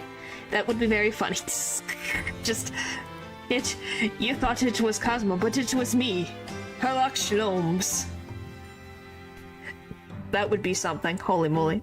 This twist of the century, it would blow all of our minds. You thought I was Herlock, but it was me, Kazuma. Alright, well, we got through the first half of the trial. Next will be the investigation. Part 2. I don't know if we'll finish this trial next time. They have the same height. That is true. That is true.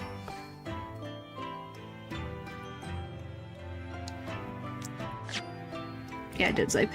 Anyway, so yeah, we have a lot to do. The next time, lots of things with it. So, next time, when it comes to this, so for next week,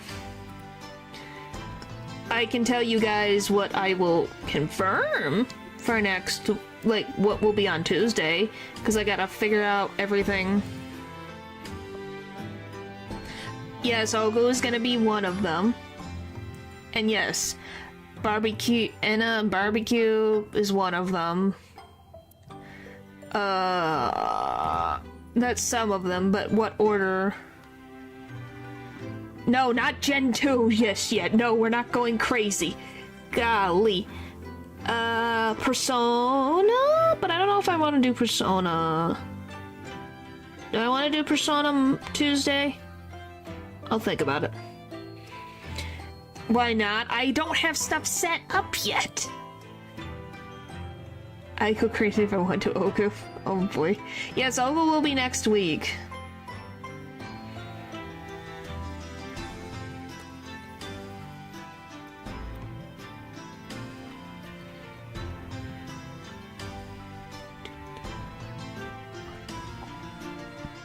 Yeah, we'll see. I know it might be Persona on Tuesday. We'll see. We'll see. Honkai Star Rail was at the beginning of this week, so it won't be next week. ZZZ will be next week. Point is, you'll get the schedule when it's all done. Alright? Alright, thank you guys for watching the stream, and I'll see you guys next time. Bye!